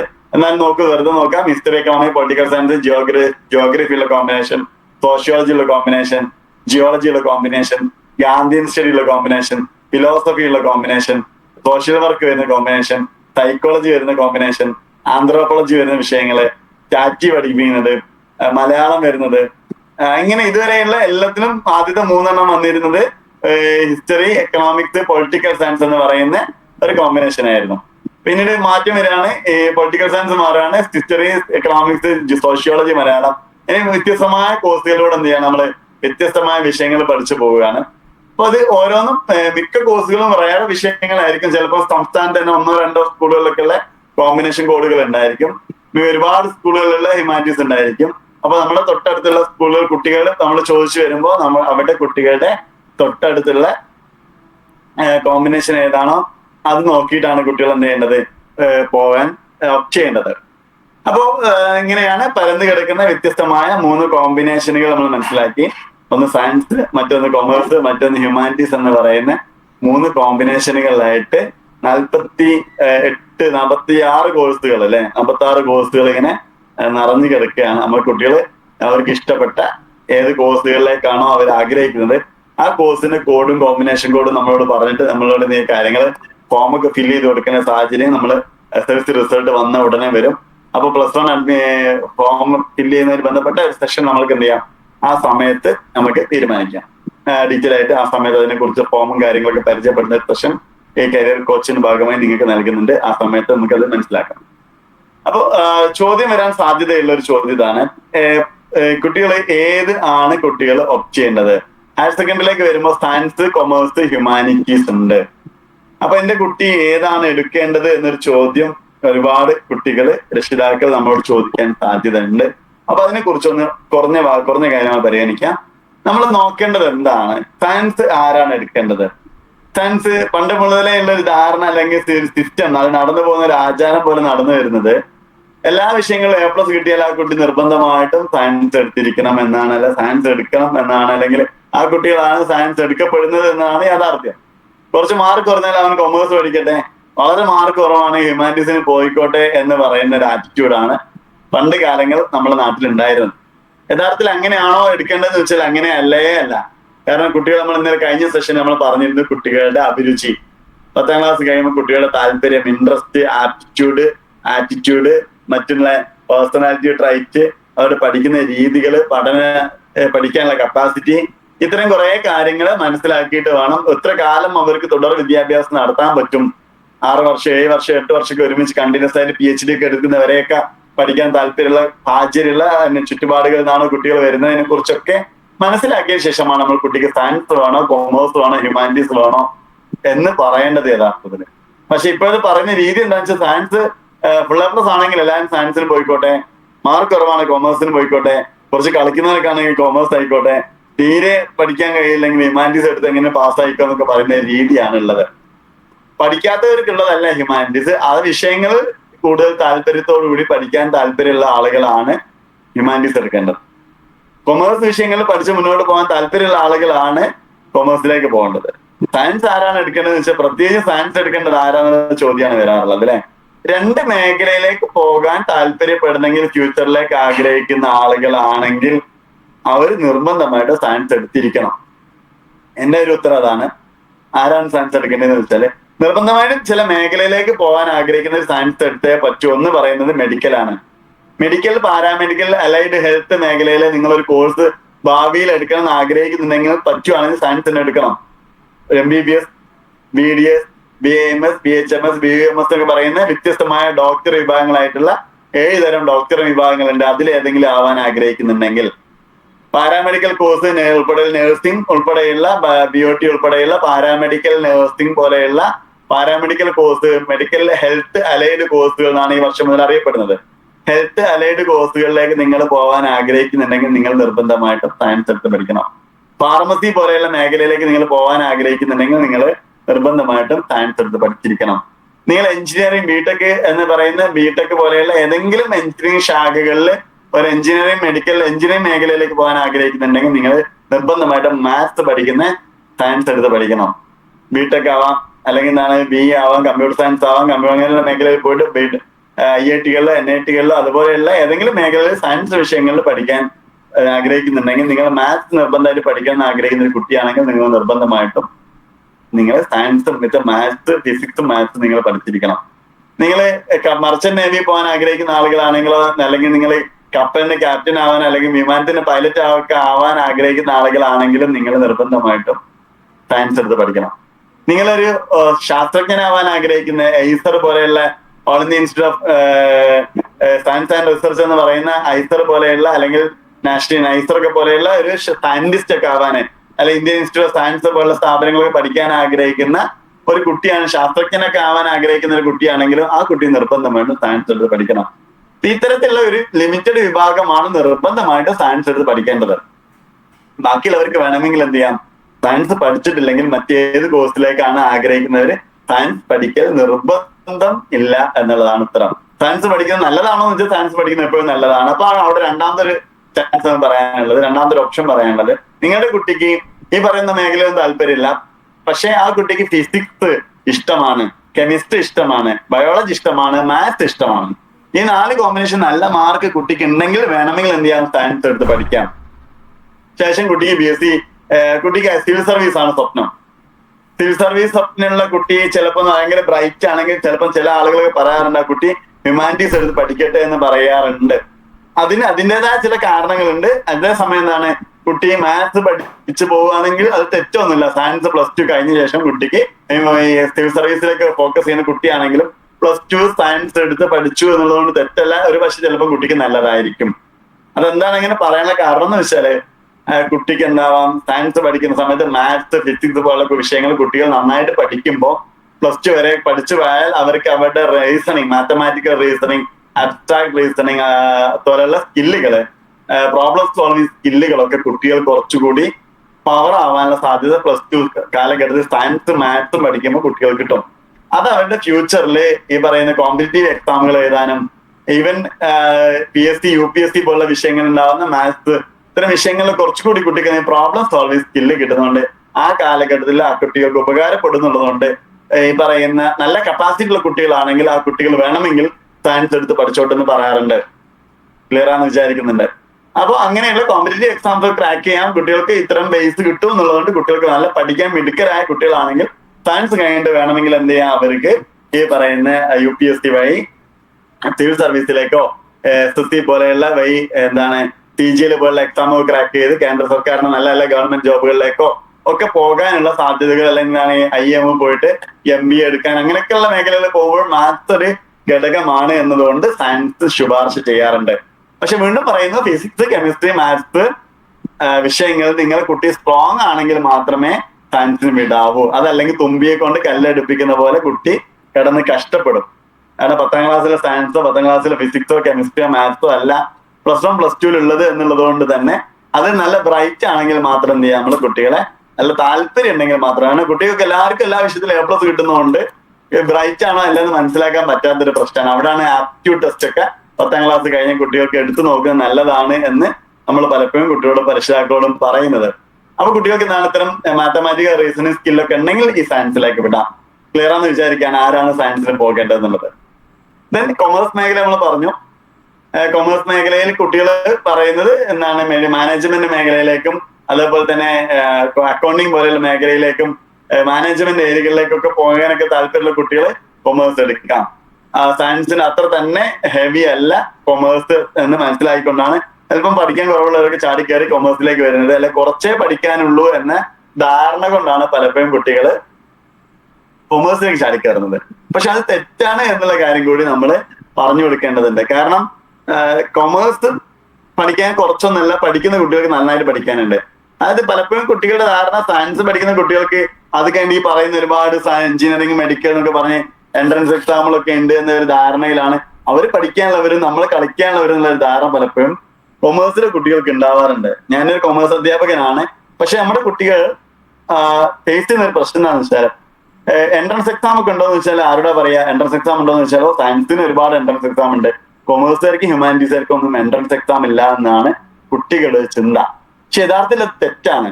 കൊമേഴ്സും ഹ്യൂമാനിറ്റീസും പഠിച്ച കുട്ടികൾക്ക് ഒരുപാട് എൻട്രൻസ് എക്സാമുകൾ എഴുതാനുണ്ട്. അത് കുട്ടികൾ മനസ്സിലാക്കുകയാണെങ്കിൽ കുട്ടികൾക്ക് 10ാം ക്ലാസ് കഴിഞ്ഞ് +2 കൊമേഴ്സ് പഠിക്കുന്നതോട് കൂടി തന്നെ അതിന്റെ എൻട്രൻസ് എക്സാമിന് പ്രിപ്പറേഷൻ കൂടി കുട്ടികൾ തുടങ്ങുകയാണെങ്കിൽ ആ കുട്ടികൾക്ക് നല്ല സ്കോറോട് കൂടി +2 കൊമേഴ്സ് കഴിഞ്ഞിട്ട് അവർക്ക് ഇത്തരം നല്ല സ്ഥാപനങ്ങളിൽ ഡിഗ്രി പഠിക്കാനുള്ള അവസരങ്ങൾ ഉണ്ടാവില്ല, അത്തരം പ്രൊഫഷണൽ കോഴ്സുകളിൽ പോകാനുള്ള സാധ്യത കുട്ടികൾക്ക് ഉണ്ടാവും. അപ്പൊ അതിനെക്കുറിച്ച് കുട്ടികൾ പലപ്പോഴും എന്തില്ല ബോധവാന്മാരാവുന്നില്ല എന്നുള്ളത് നമ്മുടെ കാലഘട്ടത്തിൽ ശ്രദ്ധിക്കേണ്ട ഒരു കാര്യമാണ്. കൊമേഴ്സിന്റെ കൂടെ ഒരു നല്ല രീതിയിലുള്ള എൻട്രൻസ് കോച്ചിങ്ങും കാര്യങ്ങളൊക്കെ ഫോക്കസ് ചെയ്താൽ അവരുടെ പ്രൊഫഷണൽ കോഴ്സിലേക്കുള്ള കാര്യം കൂടി അവർ പ്ലാൻ ചെയ്താൽ അവർക്ക് അവരുടെ ലൈഫ് പെട്ടെന്ന് സെറ്റ് ആക്കാൻ പറ്റും. അതുപോലെ തന്നെയാണ് ഹ്യൂമാനിറ്റീസിന്റെ പ്രത്യേകത. കൊമേഴ്സും ഹ്യൂമാനിറ്റീസും ഏകദേശം ഒരേപോലെ തന്നെ സയൻസിന് കമ്പയർ ചെയ്യുമ്പോൾ ഒരുപാട് സമയം അവർ കുട്ടികൾക്ക് എക്സ്ട്രാ കിട്ടും. അത് അത്ര തന്നെ വർക്ക് ലോഡ് ഇല്ല എന്നുള്ളത് കൊണ്ട് കുട്ടി കുറെ എക്സ്ട്രാ ടൈം കിട്ടും. ആ സമയം അവർ കൃത്യമായിട്ട് പ്ലാൻ ചെയ്യുകയാണെങ്കിൽ കുട്ടികളുടെ അഡീഷണൽ കോഴ്സുകളും അഡീഷണൽ ആയിട്ടുള്ള എന്തെങ്കിലും വായിക്കാനൊക്കെ മനസ്സിലാക്കാനൊക്കെ സമയം കിട്ടുന്നു എന്നുള്ളൊരു ബെനിഫിറ്റ് ഇത്തരം കുട്ടികൾക്കുണ്ട്. അതുകൊണ്ടാണ് നേരത്തെ പറയുമ്പോൾ തിരിച്ചുള്ള മറ്റൊരു അഭിപ്രായം സിവിൽ സർവീസ് കമ്പയർ ചെയ്ത് ആളുകൾ പറയാറുള്ളത്.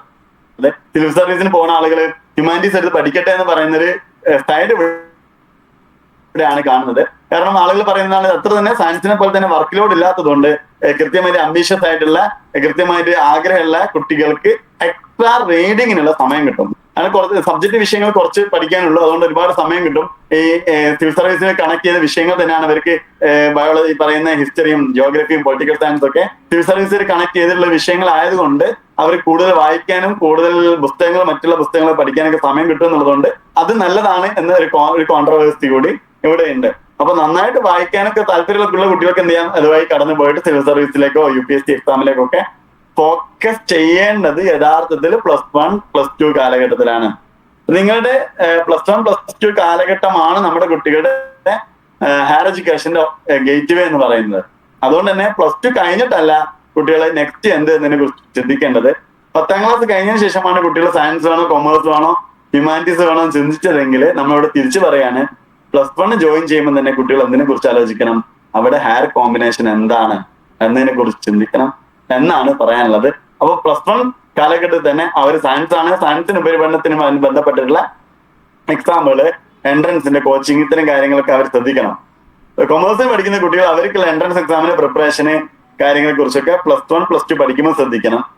ഹ്യൂമാനിറ്റീസുകാർക്കും എൻട്രൻസ് എക്സാമുകളുണ്ട്, 10ഓളം ഹ്യൂമാനിറ്റീസും കൊമേഴ്സുകാർക്കും എഴുതാവുന്ന എൻട്രൻസ് എക്സാമുകളുണ്ട്.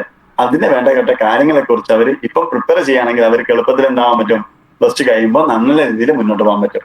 ഓക്കെ, ഇതാണ് ഏകദേശം ഈ 3 കോമ്പിനേഷനെ കുറിച്ചും ആരാണ് സയൻസ് എടുക്കേണ്ടത് എന്നതിനെ കുറിച്ചും നമ്മൾ പറയാനുള്ളത്. രണ്ടാമത്തെ ഓപ്ഷനിലേക്ക് പോകാം. അപ്പൊ ഏകദേശം ഒരു 70% ആളുകളും പോകുന്ന ഹയർ സെക്കൻഡറിയെ കുറിച്ചാണ് വിശദമായിട്ട് സംസാരിച്ചത്. ഇതുവരെ പറഞ്ഞതിൽ എന്തെങ്കിലും ഡൗട്ട്സ് ഉണ്ടെങ്കിൽ ഇപ്പൊ ചോദിക്കാട്ടോ. ഓക്കെ, ആരും പ്രത്യേകിച്ച് ഉണ്ടെങ്കിൽ ചോദിക്കാം, അല്ലെങ്കിൽ നമ്മൾ നെക്സ്റ്റ് ഫേസ് ആയിട്ടുള്ള VHSCയിലേക്ക് പോകും. VHSCയെ കുറിച്ച് പറയുമ്പോൾ വൊക്കേഷണൽ ഹയർ സെക്കൻഡറി എന്ന് പറയുന്ന ഒരു കോമ്പിനേഷൻ ആണ്. ഹയർ സെക്കൻഡറിയുടെ ഇരട്ട സഹോദരനാണ്, അതായത് ട്വിൻസ് ആണ് അവര്.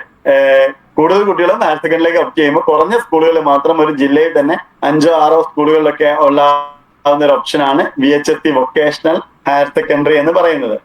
സാധാരണ ഹയർ സെക്കൻഡറിയിൽ നമ്മൾ എന്ത് വ്യത്യാസം ചോദിച്ചാൽ നമ്മൾ സാധാരണ നേരത്തെ 4 കോമ്പിനേഷൻ പറഞ്ഞ പോലെ അവിടെ പിന്നെ അതിന് പുറമെ ഒരു തൊഴിൽ പഠിക്കും, വൊക്കേഷൻ പഠിക്കും, തൊഴിലധിഷ്ഠിത വിദ്യാഭ്യാസം കിട്ടും എന്നുള്ളതാണ് ഈ പറയുന്ന വൊക്കേഷണൽ ഹയർ സെക്കൻഡറിയുടെ ബെനിഫിറ്റ്. എന്തെങ്കിലും ഒരു തൊഴിൽ ചെയ്യാൻ, എന്തെങ്കിലും ഒരു സ്കില്ല് കുട്ടികൾ ഇതിന്റെ കൂടെ പഠിച്ചു വരും എന്നൊരു ഒരു ഓപ്ഷനാണ് ഇതിന്റെ കൂടെ വരുന്നത്. ഇവിടെ നോക്കൂ, ഇവിടെ 3 ഗ്രൂപ്പുകളായിട്ടാണ് തിരിക്കുന്നത്. ഗ്രൂപ്പ് എയില് ഒരു എഞ്ചിനീയറിംഗ് ശാഖ എന്ന് പറയാം. അവിടെ എന്താണ്, ബയോളജി ഉണ്ടാവില്ല. അതായത് ഇവിടെ രണ്ടും കൂടി ചേർന്ന് നേരത്തെ പറഞ്ഞ ബയോമാത്സ് എന്ന് പറയുന്ന ഒരു കോമ്പിനേഷൻ VHSEയിലില്ല.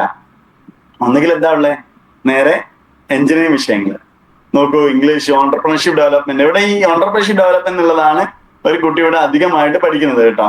അതായത് physics, chemistry, maths, English second language ഇല്ല. പകരം ഓണ്ടർപ്രണർഷിപ്പ് ഡെവലപ്മെന്റ് എന്ന് പറയുന്ന ഒരു പുതിയ ഒരു സംരംഭകരാകാനുള്ള ഒരു വിഷയം, പഠനം, എങ്ങനെയാണ് ബിസിനസ് തുടങ്ങുന്നതിനെ കുറിച്ചൊക്കെ പറയുന്ന ഒരു ഓണ്ടർപ്രണർഷിപ്പ് ഡെവലപ്മെന്റ് ഓപ്ഷൻ വരുന്നതാണ് ഇതിൽ പറയുന്നത്. അത് തന്നെ സ്കിൽ കോഴ്സ് ആയിട്ട് അഡീഷണൽ വിഷയം വരുന്നതാണ് അഗ്രികൾച്ചർ, അല്ലെങ്കിൽ assistant officer printing, auto service technician, ഡിസ്പ്യൂഷൻ lineman, domestic biometry, data operator, draftsman, ഇങ്ങനെയൊക്കെ പറയുന്ന ഒരു സ്കിൽ കോഴ്സും 3 കോമ്പിനേഷൻ കോഴ്സുകളും. അതിൽ തന്നെ ഓണ്ടർപ്രണർഷിപ്പ് ഉണ്ട്, ഫിസിക്സ് ഉണ്ട്, കെമിസ്ട്രി ഉണ്ട്, മാത്സ് ഉണ്ട്. ഇങ്ങനെയുള്ള ഈ സയൻസ് വിഷയങ്ങളിൽ തന്നെ കുട്ടികൾക്ക് എഞ്ചിനീയറിംഗ് ശാഖ മാത്രം പഠിക്കുന്ന കോമ്പിനേഷനാണ് ഈ പറയുന്ന വൊക്കേഷൻ VHSEയിൽ പറയുന്ന ഒന്നാമത്തെ സ്കിൽ കോഴ്സ്. രണ്ടാമതാണ് മെഡിക്കൽ. ഗ്രൂപ്പ് എയിലാണ് ഇത്രയും കാര്യങ്ങളെങ്കിൽ ഗ്രൂപ്പ് ബി എന്ന് പറയുന്നത് ഗ്രൂപ്പ്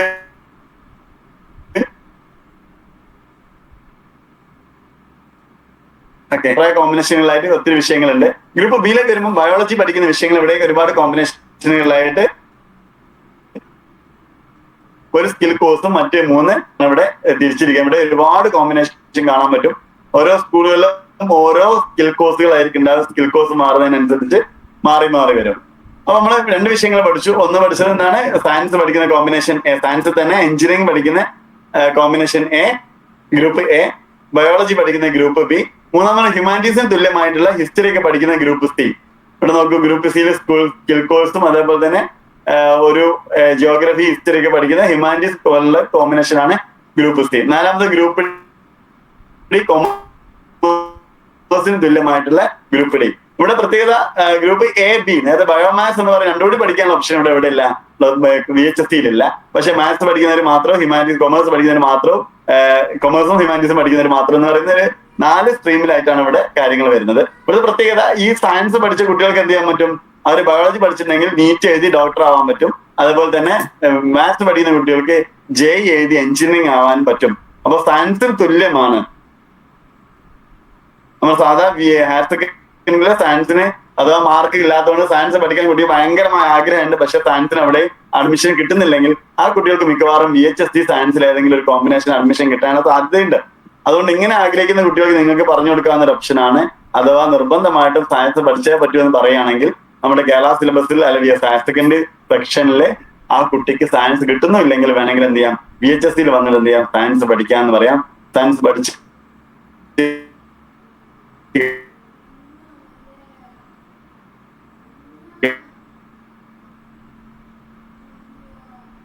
കഴിഞ്ഞാൽ കുട്ടികൾക്ക് എന്ത് ചെയ്യാൻ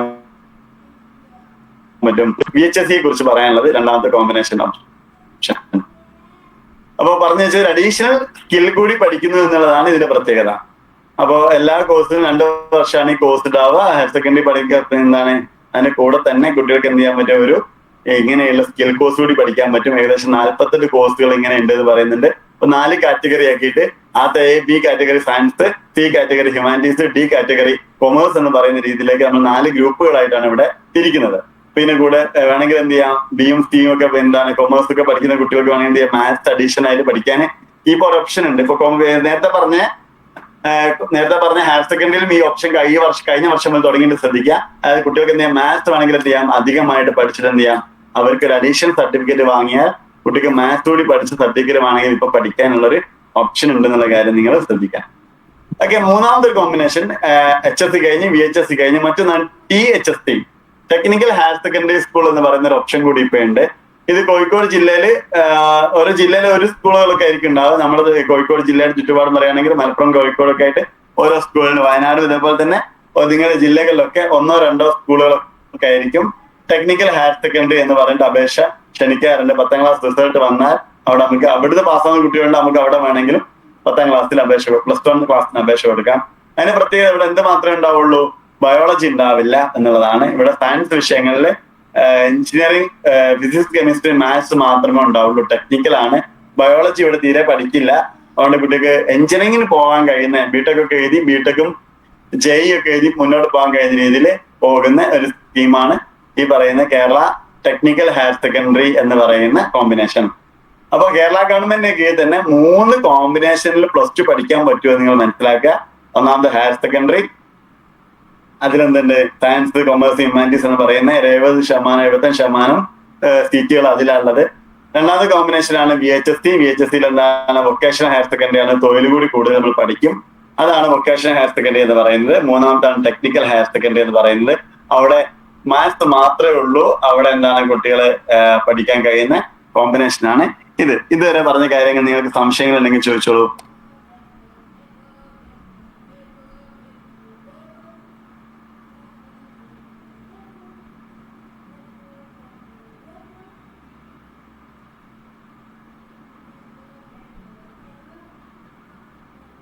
ഓക്കെ, നമുക്ക് എന്ത് ചെയ്യാം, അടുത്ത ടോപ്പിക്കിലേക്ക് പോകാൻ തോന്നുന്നുണ്ട്. നെക്സ്റ്റ് നമ്മൾ പറയുന്നത് കേരള ഗവൺമെന്റിന്റെ കീഴിലുള്ള സംശയം ചോദിച്ചോട്ടെ. പിന്നെ ഇതന്നെയാണോ മീൻസ് നമ്മളെ ഈ മറ്റേ സാധാ ഇതുപോലെ ഉള്ള ഓൺലൈൻ പ്ലാറ്റ്ഫോം തന്നെയാണ് അപേക്ഷ, അല്ല എങ്ങനെയാണ് അതാ സ്ഥാപനം? ഇതുവരെയുള്ള 3, അതായത് ഹയർ സെക്കൻഡറിക്കും VHSCക്കും HSCAP എന്നും VHSCAP എന്നും പറയുന്ന ഒരു സൈറ്റ് ഉണ്ടാവും. അത് നമ്മൾ SSLC റിസൾട്ട് വന്നാൽ ഒരു സെഷൻ എങ്ങനെ അപേക്ഷ കൊടുക്കാൻ നമ്മൾ തരും, ആ സമയം നമുക്ക് ശ്രദ്ധിക്കാം. ചോദിച്ച സ്ഥിതിക്ക് പറയാം. VHSC അല്ല, ഹയർ സെക്കൻഡറിക്ക് HSCAP higher secondary cap common admission portal എന്ന് പറയുന്ന hscap.kerala.gov.in എന്ന് പറയുന്ന ഒരു വെബ്സൈറ്റിലൂടെയാണ്, ഓൺലൈൻ ആയിട്ടാണ് നമ്മൾ അപേക്ഷ കൊടുക്കുന്നത്. അപ്പോൾ ഒരു അപേക്ഷയിൽ ഒരു ജില്ലയിലേക്ക് ഒറ്റ അപേക്ഷ മതി. ഒരു ജില്ലയിലേക്ക് എല്ലാ സ്കൂളുകളിലേക്കും എല്ലാ കോമ്പിനേഷനിലേക്കും നമുക്ക് 1, 2, 3 നല്ല രീതിയിൽ ഇങ്ങനെ എത്ര ഓപ്ഷനുകൾ വേണമെങ്കിലും കൊടുക്കാം. ആ ഓപ്ഷൻ അടിസ്ഥാനത്തിൽ ഏറ്റവും മാർക്ക് കിട്ടിയ കുട്ടികൾക്ക് എങ്ങനെ റാങ്ക് ഒക്കെ വെച്ച സിസ്റ്റം ഉണ്ട്. ഒരു സോഫ്റ്റ്വെയർ വെച്ചിട്ടാണ് അഡ്മിഷൻ നടക്കുക, ഓൺലൈനാണ്. VHSCക്കും ഇതേപോലെ തന്നെ VHSCAP എന്ന് പറയുന്ന രണ്ടാമത്തെ ഒരു സൈറ്റ് ഉണ്ട്. സെയിം ഒരു വീക്ക് കൂടുന്നു മാത്രമല്ല, വൊക്കേഷണൽ ഹയർ സെക്കൻഡറി ക്യാപ്പ് എന്ന് പറയുന്ന ഒരു സൈറ്റിലൂടെയാണ് അഡ്മിഷൻ പ്രൊസീജിയർ നടക്കുക. അതിലും ഇതേപോലെ തന്നെ നമുക്ക് എന്ത് ചെയ്യാം, എല്ലാം ഏകജാലകം തന്നെ അല്ലേ? അതല്ലേ ഏകജാലകം തന്നെ. അത് ഇതിൽ കുറച്ചുകൂടി ഡീറ്റെയിലേക്ക് വരുമ്പോ ഏകജാലകത്തിന് പുറമെ ഏകദേശം ഒരു 60-70% സീറ്റ് ഏകജാലത്ത് 60-70% സീറ്റുകളാണ് ഏകജാലത്തിൽ ഫില്ലാവുക. അതേസമയം നമുക്കറിയാം 2 തരം സ്ഥാപനങ്ങൾ കേരളത്തിൽ വർക്ക് ചെയ്യുന്ന ഗവൺമെന്റ് സ്ഥാപനം, എയ്ഡഡ് സ്കൂളുകളുണ്ടല്ലോ. ഗവൺമെന്റ് സ്ഥാപനത്തിൽ ഒരു 80% സീറ്റുകളും ഏകജാലത്തിലൂടെ പോകും. ഓക്കെ, ഗവൺമെന്റ് സീറ്റ് കംപ്ലീറ്റ് പോകും. അതേസമയം എന്താണ്, ഗവൺമെന്റ് എയ്ഡഡ് സ്കൂളുകളിൽ ഒരു 20% സീറ്റ് 60% മെറിറ്റ് പോകും. ഒരു 20% സീറ്റ് മാനേജ്മെന്റ് കോട്ടയായിരിക്കും. മാനേജ്മെന്റ് കമ്മിറ്റിക്ക് അവർക്ക് ഇഷ്ടമുള്ള ആളുകൾക്ക് കൊടുക്കാൻ കഴിയുന്ന സീറ്റ്. ചിലപ്പോൾ റെക്കമെൻഡേഷനിലൂടെ മാർക്ക് കുറഞ്ഞവരൊക്കെ സയൻസിലൊക്കെ കയറുന്നത് ആ സീറ്റ് വഴിയാണ്. പിന്നെ ഒരു 20% മാനേജ്മെന്റ് സ്ഥാപനം നടത്തുന്ന കമ്മ്യൂണിറ്റികൾ, അതിന് കമ്മ്യൂണിറ്റി കോട്ട എന്ന് പറയും. സാധാരണ കേൾക്കാത്ത മാനേജ്മെന്റ് ഏകജാലകം, കമ്മ്യൂണിറ്റി കോട്ട, മാനേജ്മെന്റ് കോട്ട, ഇങ്ങനെ 3 കോട്ടകളാണ് ഉണ്ടാവുക. അപ്പോൾ ഗവൺമെന്റ് സീറ്റുകളിലേക്കുള്ളത് ഗവൺമെന്റ് സീറ്റ് മീൻസ് പ്യുവർ മെറിറ്റില്, ജനറൽ മെറിറ്റില് ഓൺലൈനായിട്ട് ഏകജാലകം വഴി അപേക്ഷ കൊടുക്കണം. ആദ്യം ചെയ്യേണ്ടതാണ്, ആദ്യത്തെ അപേക്ഷ അതാ കൊടുക്കുക. അതിലൊരു എയ്ഡഡ് സ്കൂളിനെ സംബന്ധിച്ച് പറയുകയാണെങ്കിൽ എയ്ഡഡ് സ്കൂളിന് 60% സീറ്റും അങ്ങനെ ഫില്ലാകും. ഓക്കെ, ഗവൺമെന്റ് സീറ്റിലേക്കുള്ളത് കംപ്ലീറ്റും ഇങ്ങനെ ഫില്ല്, ഗവൺമെന്റ് സ്കൂൾ കംപ്ലീറ്റും ഫില്ലാവും. അതേസമയം പിന്നെ ഒരു 20% സീറ്റ് അഡ്മിഷൻ ഏകജാലം തുടങ്ങി ഫസ്റ്റ് അലോട്ട്മെന്റ് ഒക്കെ കഴിഞ്ഞ് ഉടനെ കമ്മ്യൂണിറ്റി അപ്ലിക്കേഷൻ ക്ഷണിക്കും. അത് ഓൺലൈൻ ആയിരിക്കും, ഓഫ്ലൈൻ ആയിരിക്കും. ആ കമ്മ്യൂണിറ്റിയുടെ സ്കൂളിൽ പോയിട്ട് ആ സ്കൂളിൽ പോയിട്ട് അപേക്ഷാ ഫോം വാങ്ങി അവിടെ തന്നെ ഫില്ല് ചെയ്ത് കൊടുക്കണം. എന്നിട്ട് അതിന് ഒരു ഓൺലൈൻ ഗവൺമെന്റ് അപ്ലോഡ് ചെയ്തിട്ട് അതിന്റെ റാങ്ക് ലിസ്റ്റ് വഴി ആ സ്കൂളിൽ നടക്കുന്ന ഇന്റർവ്യൂ പ്രോസസ്സിലൂടെ കടന്നു പോയിട്ടാണ് ഗവൺമെന്റ് കൺട്രോളിലാണ്. അത് ഗവൺമെന്റ് ആണ് റാങ്ക് ലിസ്റ്റ് ഒക്കെ ഇടുക, മാർക്ക് അടിസ്ഥാനത്തിൽ തന്നെയാണ് കുട്ടികൾ കിട്ടുക. പക്ഷെ ആ കമ്മ്യൂണിറ്റിക്ക് മാത്രമേ കിട്ടൂ. ഉദാഹരണം പറയാം, മുസ്ലിം മാനേജ്മെന്റ് സ്കൂളാണ്, മുസ്ലിം കുട്ടികൾക്ക് മാത്രം റിസർവ് ചെയ്തായിരിക്കും. ഒരു ഹിന്ദു മാനേജ്മെന്റ് ആണ്, ഹിന്ദു മാനേജ്മെന്റിലെ ഹിന്ദു ഉയർത്തപ്പെട്ട കുട്ടികൾക്ക് മാത്രമായിരിക്കും ആ കോട്ടയിൽ അഡ്മിഷൻ കിട്ടുക. ക്രിസ്ത്യൻ മാനേജ്മെന്റ് സീറ്റ് സ്കൂളാണെങ്കിൽ ക്രിസ്ത്യൻ മാനേജ്മെന്റ് കുട്ടികൾ ക്രിസ്ത്യൻ വിഭാഗത്തിലെ കുട്ടികൾക്ക് മാത്രമായിരിക്കും ആ 20% സീറ്റ് കിട്ടുക. അപ്പൊ ഒരു എയ്ഡഡ് സ്കൂളിനെ സംബന്ധിച്ച് പറയുകയാണെങ്കിൽ ആദ്യത്തെ 60% ജനറൽ മെറിറ്റ് പോയി, 20% സീറ്റ് ഈ കമ്മ്യൂണിറ്റി മെറിറ്റും കഴിഞ്ഞ് ബാക്കിയുള്ള 20% സീറ്റ് മാനേജ്മെന്റ് കോട്ടയാണ്. മാനേജ്മെന്റ് കമ്മിറ്റിക്ക്, എയ്ഡഡ് സ്കൂളിന്റെ മാനേജ്മെന്റ് കമ്മിറ്റിക്ക് അവർക്ക് ആരെ വേണമെങ്കിലും മാർക്ക് നോക്കാതെ അഡ്മിറ്റ് ചെയ്യാം. അവർക്ക് ഇഷ്ടപ്പെട്ട ആളുകൾക്ക് ഡൊണേഷനൊക്കെ വാങ്ങിയിട്ടൊക്കെയാണ് സാധാരണ എല്ലാ സ്ഥലങ്ങളിലും അഡ്മിഷൻ നടക്കാറുള്ളത്. അങ്ങനെയാണ് 100% സീറ്റ് എയ്ഡഡ് സ്കൂളിൽ ഫിൽ ആവുന്നത്. ഗവൺമെന്റ് സ്കൂളിന്റെ സംശയത്തിൽ 100% എന്താണ് ജനറൽ മെറിറ്റ് തന്നെ ഏകജാലകത്തിൽ തന്നെ അഡ്മിഷൻ പോകും.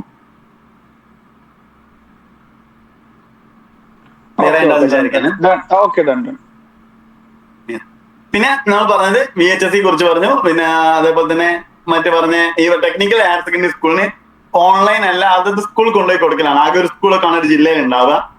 ഓൺലൈൻ ഫോം സ്വീകരിച്ചാലും പ്രോസസ് ഓൺലൈനിൽ തന്നെ അയക്കാം, എന്റെ ഓർമ്മ കിട്ടുന്നില്ല.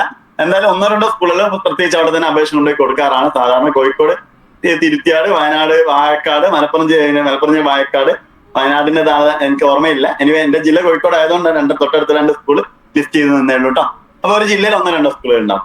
ഇതാണ് ജനറൽ കേരള സർക്കാരിന്റെ കീഴിലും ഫ്രീ ആയിട്ട് പഠിക്കാൻ കഴിയുന്ന കോമ്പിനേഷൻ ഓപ്ഷനുകൾ ഹയർ എഡ്യൂക്കേഷനിലെ ഹയർ സെക്കൻഡറി ഓപ്ഷൻ.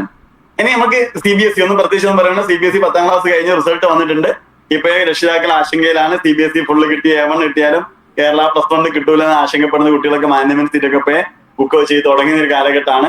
ഇനി അത് അവർക്ക് എന്താണ് കേരള സിലബസിലേക്ക് വരാൻ ആഗ്രഹിക്കുന്നില്ലെങ്കിൽ അവർക്ക് എന്ത് ചെയ്യാം, നേരിട്ട് അവിടെ +1 +2 കണ്ടിന്യൂ ചെയ്യാം എന്നുള്ളതാണ്. 11, 12 ക്ലാസ് CBSE സ്കൂളിൽ തന്നെ പോകുന്ന കുട്ടികളുണ്ടാവും.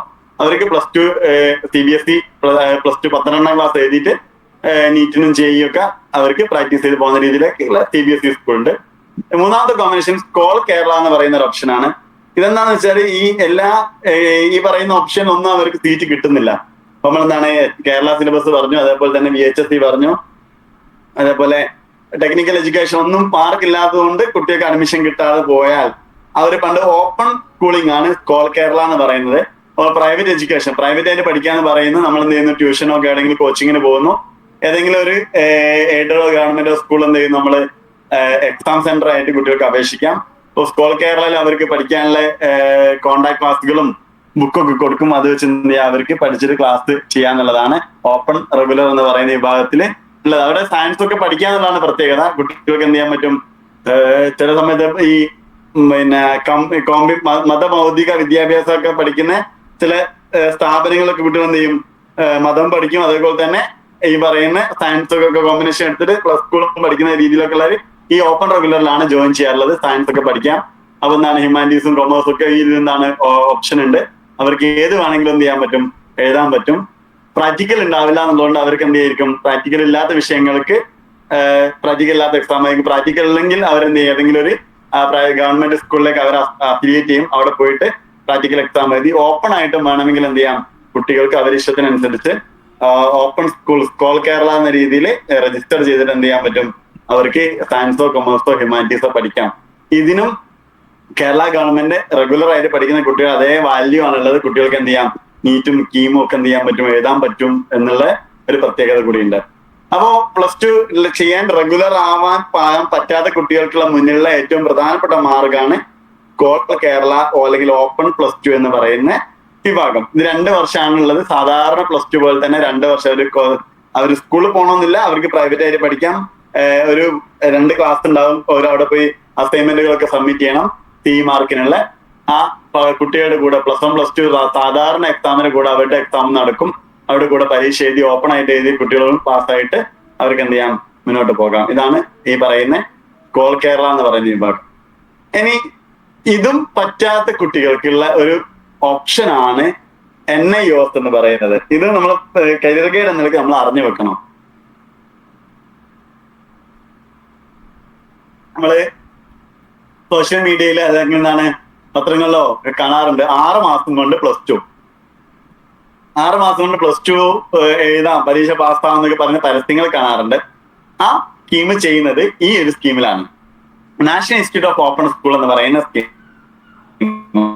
നേരത്തെ നമ്മൾ പറഞ്ഞ സ്കോൾ കേരള എന്ന് പറഞ്ഞത് കേരള ഗവൺമെന്റ് ആണ് റെഗുലർ ആയിട്ട് 2 വർഷം പഠിച്ചു എഴുതണം. പക്ഷെ നമ്മൾ കേരളത്തിലെ പോലെ അല്ല പല ഉത്തരേന്ത്യ സംസ്ഥാനങ്ങളും ഉള്ളതുകൊണ്ടൊക്കെ തന്നെ എല്ലാവരെയും +2ലേക്ക് എത്തിക്കാൻ അല്ലെങ്കിൽ +2 പഠിക്കാനുള്ള ഒരു സൗകര്യം ചെയ്യാന്നുള്ള അടിസ്ഥാനത്തിലാണ് national institution of open schooling എന്ന് പറയുന്ന സിസ്റ്റം പറയുന്നത്.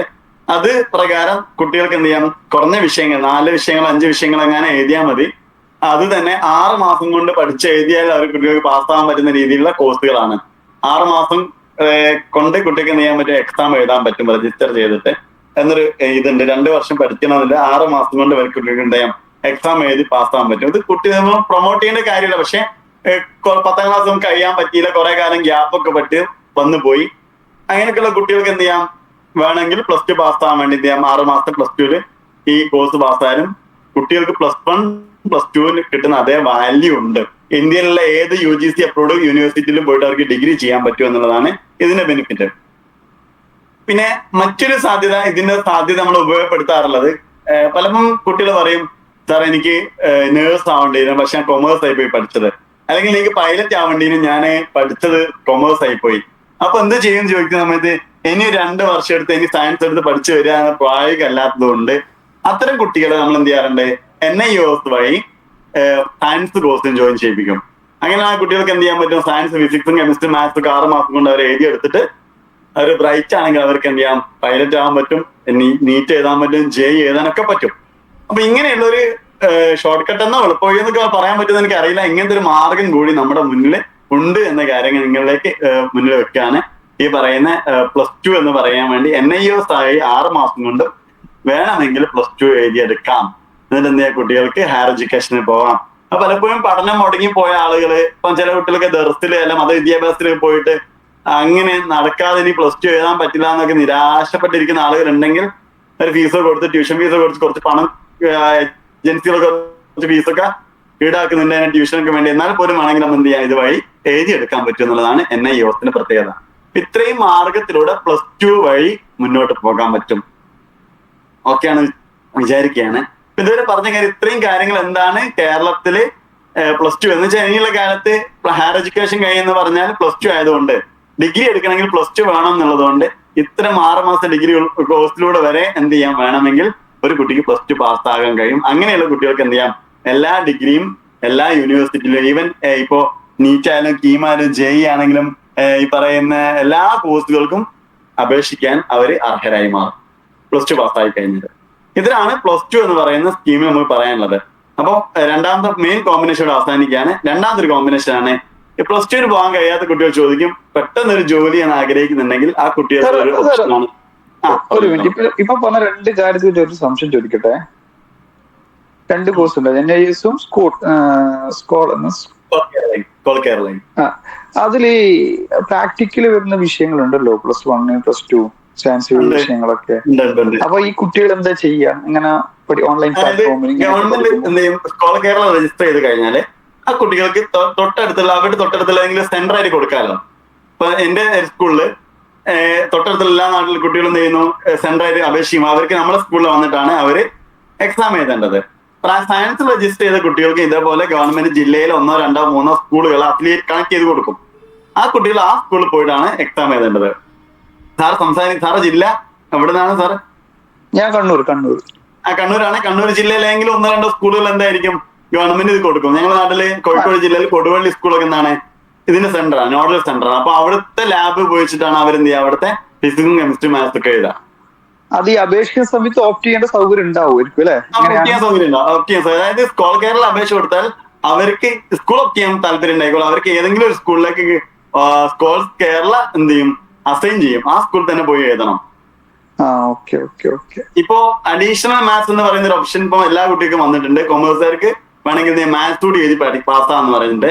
അപ്പൊ നമ്മുടെ സ്കൂളിലെ കുട്ടികൾക്ക് അതിന് മാത്സ് കമ്പ്യൂട്ടർ സയൻസിന്റെ കമ്പ്യൂട്ടർ കൊമേഴ്സ് ആയതുകൊണ്ട് കുട്ടികൾക്ക് ബെനിഫിറ്റ് ആയതുകൊണ്ട് അതിന് പറഞ്ഞയച്ചു. അപ്പൊ അവർക്ക് കോഴിക്കോട് ജില്ലയിൽ കോഴിക്കോടാണ് അവർക്ക് സെന്റർ കിട്ടിയത്. അപ്പൊ അവർ അവിടെ പോയി ക്ലാസ് അറ്റൻഡ് ചെയ്യുന്നുണ്ട്. എക്സാം ഇടുന്നത് നമ്മളെ സ്കൂളിൽ നിന്ന് എക്സാം എഴുതുന്നു. പക്ഷെ ക്ലാസ് ആ സ്കൂളിൽ വെച്ചിട്ടാണ്, കോഴിക്കോട് വെച്ചിട്ടാണ് അവർ ക്ലാസ് കൊടുത്തത്. അപ്പൊ അങ്ങനെ ആ സ്കൂളിൽ പോയിട്ട് ചെയ്യാൻ കുട്ടികൾക്ക് എഴുതാം.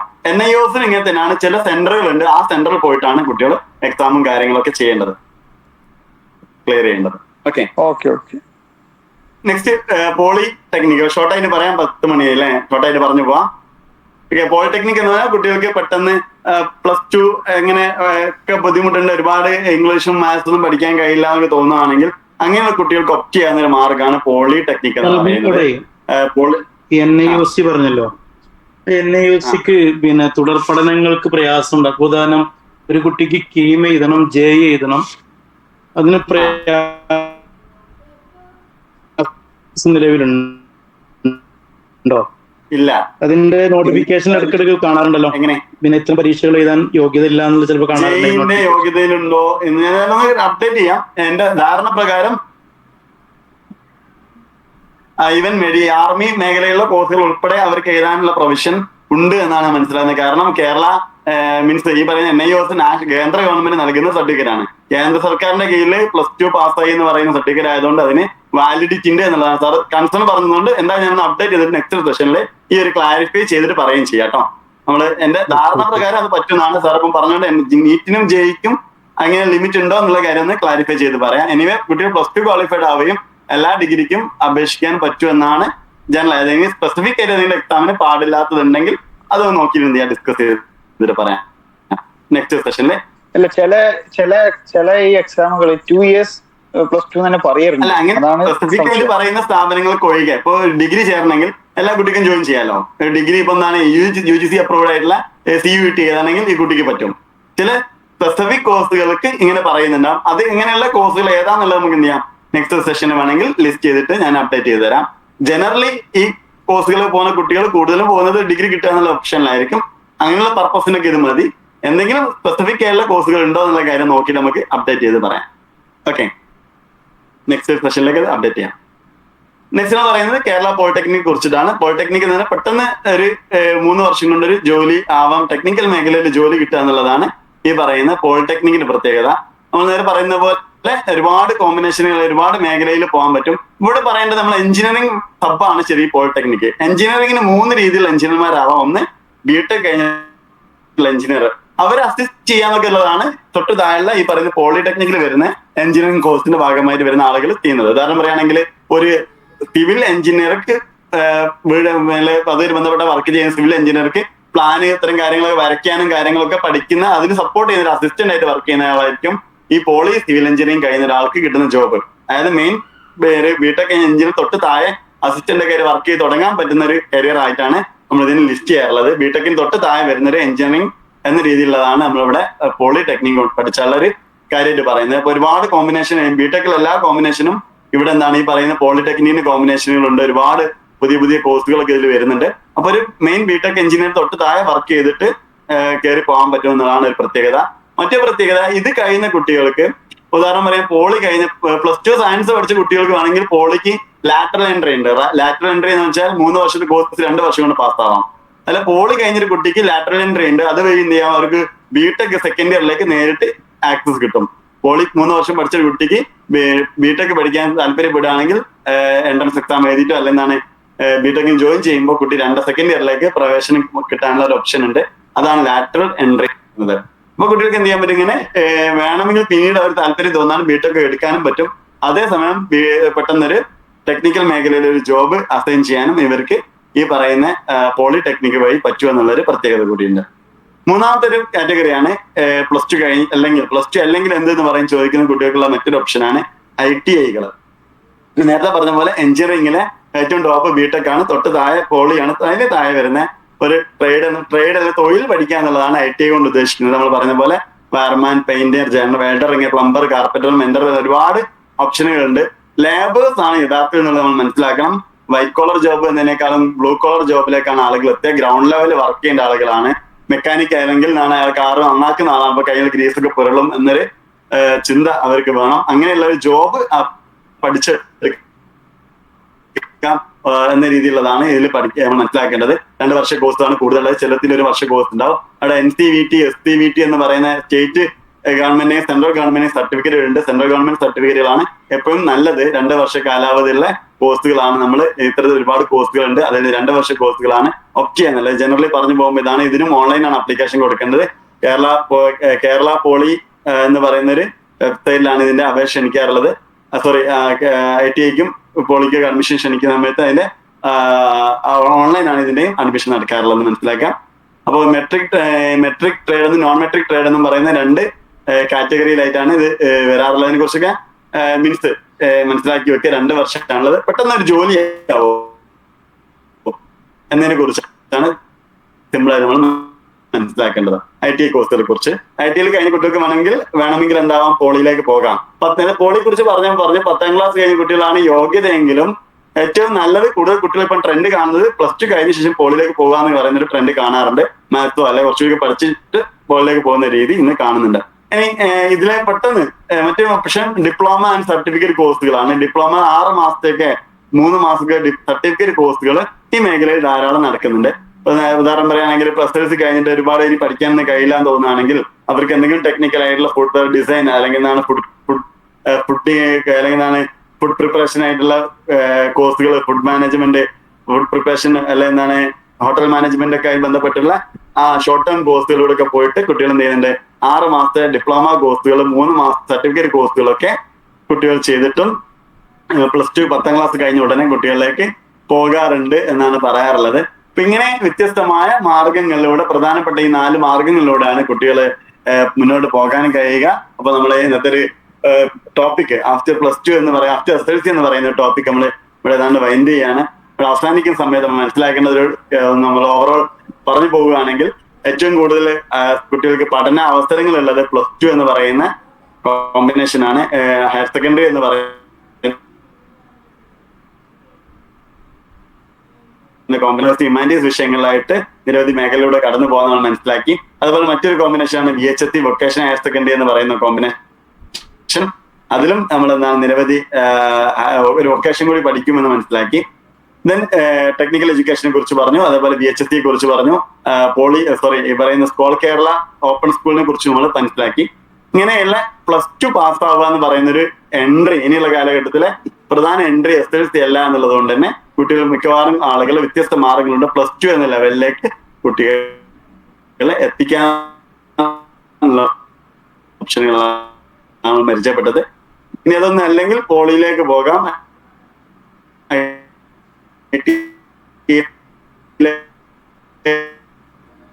പോകാം. ഇതേപോലെയുള്ള സംശയങ്ങൾ ഉണ്ടെങ്കിൽ ഇതുമായി ബന്ധപ്പെട്ട സംശയങ്ങൾ ചോദിക്കാം, ക്ലിയർ ചെയ്യാം. അത് അല്ലെങ്കിൽ നിങ്ങളുടെ മറ്റുള്ള കാര്യങ്ങളൊക്കെ വരാം. ഓക്കെ, നമ്മൾ ഡിസ്കസ് ചെയ്ത കാര്യങ്ങളൊക്കെ ക്ലിയർ ആയിക്കുമെന്ന് പ്രതീക്ഷിക്കുന്നു.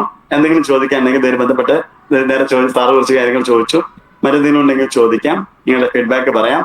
അതല്ലെങ്കിൽ മറ്റൊരു സെഷനിൽ നമുക്ക് എന്ത് ചെയ്യാം, വീണ്ടും കാണാം. സാർ ചോദിച്ച പോലെ NIOSനെ കുറിച്ചുള്ള അപ്ഡേറ്റ് നിങ്ങൾക്ക് ഗ്രൂപ്പിൽ നൽകുന്നുണ്ട്, അതല്ലെങ്കിൽ നെക്സ്റ്റ് സെഷനിൽ നൽകുന്നതാണ്. ഓക്കെ, നിങ്ങൾക്ക് ചോദിക്കാനുള്ള കാര്യങ്ങൾ ഇപ്പൊ ചോദിക്കാം.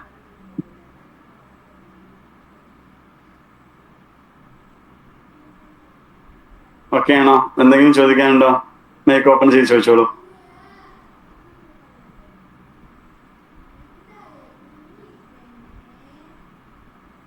ഓക്കെ, പ്രത്യേകിച്ച് ഇല്ലെങ്കിൽ നമുക്ക് വൈൻഡപ്പ് ചെയ്യാൻ തോന്നുന്നുണ്ട്. ഓഫീസിൽ ആരെങ്കിലും ഉണ്ടോ? ഓക്കെ, അങ്ങനെ നമുക്ക് അവസാനിപ്പിക്കാം. ഇത്ര നമ്മൾ കൂടെ നിന്ന് എല്ലാവർക്കും പ്രത്യേക സന്തോഷം. നമ്മൾ ഹയർ സെക്കൻഡറി മേഖലക്കുള്ള +2 ശേഷമുള്ള ഒരു സെഷനുമായിട്ട് മറ്റൊരു ദിവസം കാണാം. എല്ലാവർക്കും ശുഭരാത്രി. Thank you very much. Wind left ആവും.